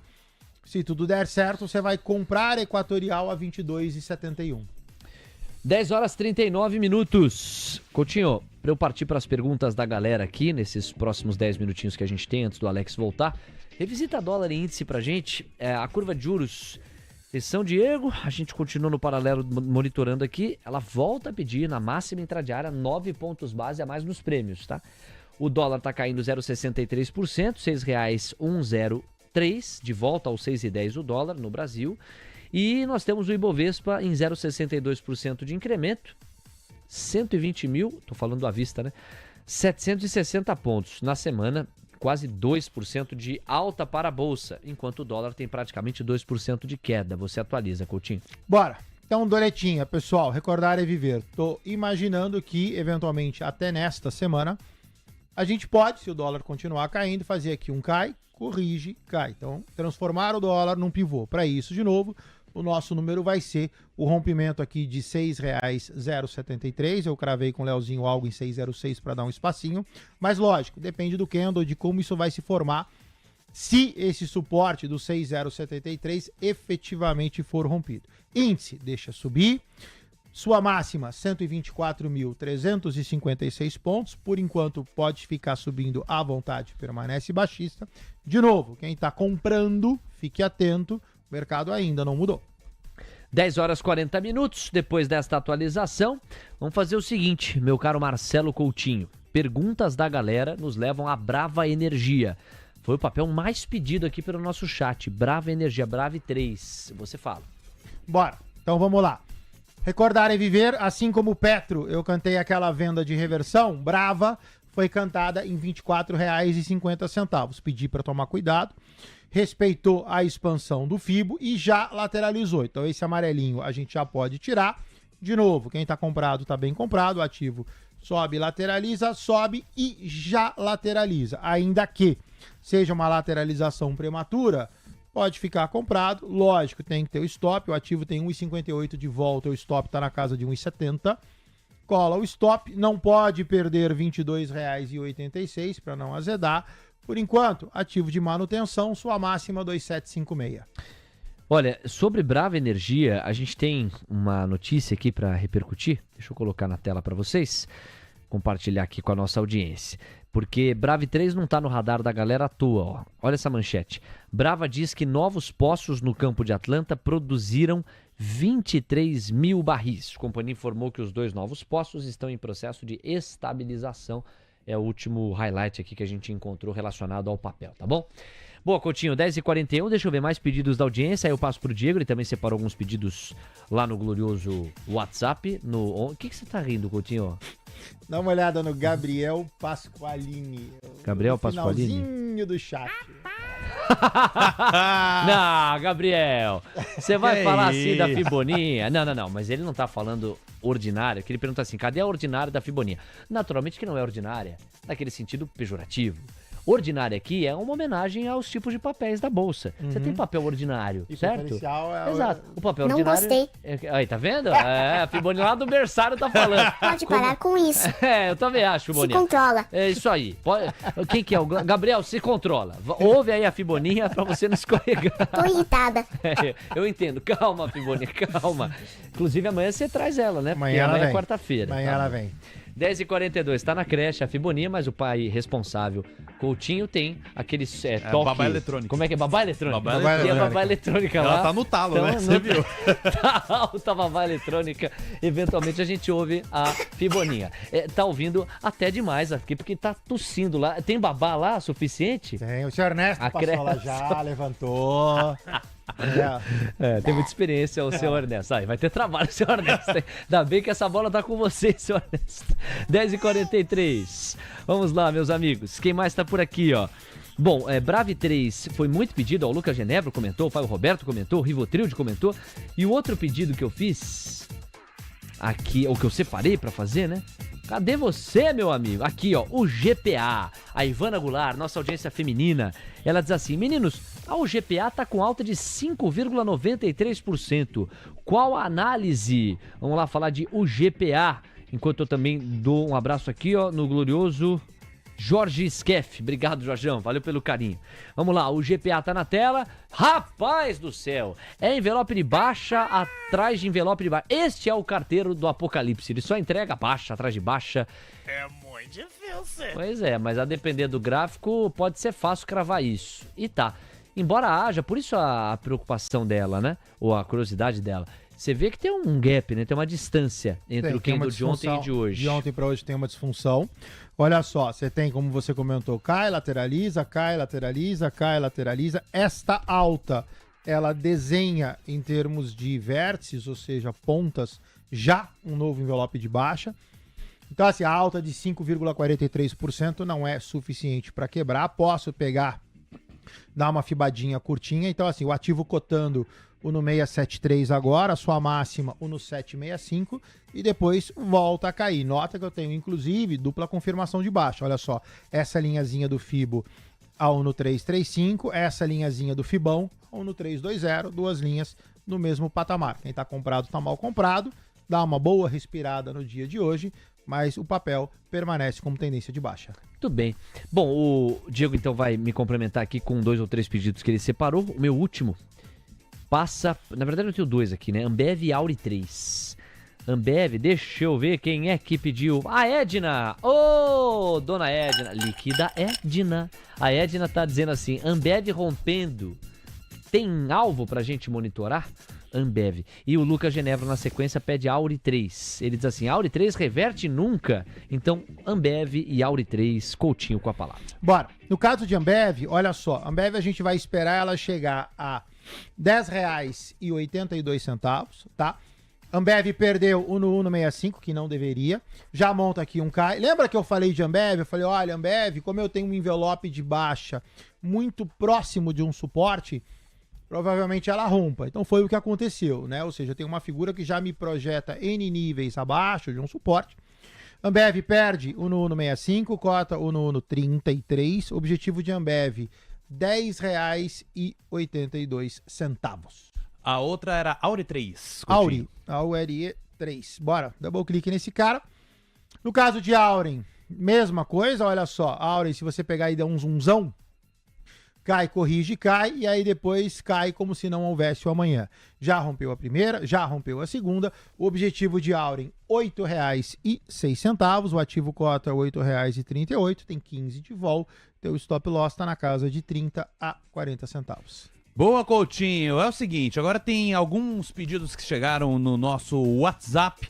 Galera que tá fazendo bastante pergunta. Primeiro, o Leandro. Ele tava querendo saber mais cedo sobre Pets 3, que ontem foi um dos grandes destaques positivos dentro da Bolsa Brasileira. A gente chegou a pagar aqui no esquenta do mercado, justamente com essa melhora, né, dos juros futuros, pelo menos ontem, né? Porque agora eles estão pedindo em média 9 pontos base a mais de prêmio. Alguns contratos estão batendo o máximo em tardiário, inclusive. Mas ontem teve uma desidratação média aí de quase 30 pontos base na maior parte dos contratos. E aí, Pets foi bastante beneficiada ontem. E hoje? Assim, Pets, ela tá... ela tá numa distribuição que é uma região de venda, ponto. Pets, eu tenho perda de fundo, então eu já tenho montado aqui um pivô de baixa. Pets não chegou nem a fazer o pivô, ela já lateraliza, cai, então Pets é baixista. Sua máxima projetada de curto prazo é R$ 4,39. Se ela eventualmente respirar, vou fazer que nem eu fiz com o Banco do Brasil. Ela pode subir, vai a 4,83 e de 4,83 ela desce de novo. Então, assim, o prognóstico do papel, ele não é bom para os dois casos. Apesar de você ter uma leve alta no caso número 2, Pets permanece baixista. 4,39 pode pegar, rebater, voltar para dentro do canal. Quem está comprado, fique atento. Se der certo, ok. Seu próximo upside, 4,83. Pelo menos por enquanto, nesta figura é o upside máximo. Boa. Ó, ainda nessa questão de papéis, o Davi Lima, ele está olhando lá para fora, Coutinho. Porque ele está olhando para nossa bolsa aqui e falando... Então ele olha mais para os ativos lá de fora. E ele quer saber de Adobe, ADBE. É o ticker de Adobe lá direto de Nasdaq. Vamos lá, dar uma olhadinha e vamos ver o que está acontecendo com esse cara. Vamos jogar primeiro no semanal para a gente ter um pouquinho mais de visibilidade. Olha só, Adobe sofre. O ativo chegou a bater $638. A sua mínima foi na casa de 433, cota 431. Então, praticamente, quando eu olho para Adobe, eu tô na mínima do período, tá? Só que esta mínima não é mínima de compra especulativa sob suporte, porque nota que já bateu e não subiu e já lateralizou. Então, quando eu olho para Adobe no semanal, ela é baixista. E aí, lógico, consequentemente, quando eu vou pro diário, eu só pego e chancelo essa baixa. Então, Adobe tem aqui um envelope de baixa, mercado cai, lateraliza, cai. Quem tá comprado, fica atento, tá extremamente mal comprado. Se você pegar e der uma fibadinha em Adobe, você pode fibar de várias formas. Eu vou fibar essa daqui, não é a correta, mas ela é pelo menos a mais rápida pra gente não perder tempo. Eu vou transladar esse cara daqui pra cá. Você tá falando de Adobe próximo da região de $400, cota 431. Você teria mais $31 de downside. Boa. A Deise Oliveira, ela tá olhando aqui pra dentro, Coutinho. Ela quer saber de Taesa. Vamos com as unidades TAEE11. Double clique nesse cara. Se eu não me equivoco, ela já pediu esse papel para nós. Olha só, Taesa não muda muito. Você tem aqui um longo pivôzão de baixa. Taesa não pode perder 3,257. Nota que chegou a perder e aí no curto prazo ela dá uma respirada. Essa respirada não convence. Tenho aqui uma predominância de topos descendentes. Taesa deve descer. Se você está comprada, fique atenta. O objetivo de Taesa, se tudo der certo, R$ 31,96. O objetivo de Taesa, se tudo der errado, e aí sim você tem que ficar atenta, R$ 29,56. Boa, e aí tem uma pergunta aqui do Luiz, também nosso ouvinte assíduo, inclusive da TC News. Ele estava querendo saber qual que é a relação do BDR e da ação do Nubank. Qual que é a relação entre os dois ativos? Porque o BDR, ele é baseado... Né, a movimentação dele é relacionada à movimentação também do ticker que é lá nos Estados Unidos, né? O Nubank que é listado lá fora e tem a BDR negociada aqui dentro. Tem como trazer essa informação pra gente, Coutinho? Bom, assim, qual é o processo, né? Ou seja, a BDR, o que ela é? Ela é a ação transferida para cá e aí emite-se os recibos, essa ação ela fica guardada aqui. E aí emite-se o recibo na quantidade de ações que são transladadas. Os gráficos, eles deveriam ser iguais em termos de formação gráfica. Logicamente, você tem aí a diferença de câmbio, tá? Ou seja, de negociar em dólar e traduzido. E, por uma estratégia, a diferença de preço, né? A gente fala, por exemplo, de NVIDIA, se eu não me engano, a gente falou de R$19 ou R$20 do papel no Brasil, a sua BDR, em detrimento de algo lá fora que custa $150, tá? Então, assim, tirando isso, não. Aí, para ser mais exato nessas respostas, eu teria que pegar e ver qual é a constituição, exemplo, de roxo 34. Agora, O gráfico em si, ele deveria espelhar a mesma coisa. No caso de roxo, não deveria ter perdido R$ 11,71. O ativo cota 11,27, já fez aqui um pivôzinho de baixa. Roxo, se você está interessado, é baixista. Deveria retestar R$ 10,23. Sua máxima, R$ 6,82. Muito bem, 10 horas com 52 minutos. Há pouco nós falávamos de Ultra, com JP Morgan elevando a compra por visão atrativa e Ipiranga resiliente. O GPA3 salta. Essa matéria é do dia 7, portanto hoje, e isso ajuda a explicar aquele salto que a gente viu há pouco no gráfico. Chamou bastante a nossa atenção pelo gap que há entre o candle de ontem e o candle de hoje. Coutinho, não temos mais tempo. Acabou por hoje. Mas amanhã tem mais. E o Coutinho estará de volta. Um abraço pra você. Obrigado, querido. Obrigado por tudo. Tchau, gente. Bom dia pra vocês. A gente se vê amanhã. Eu que agradeço, Coutinho.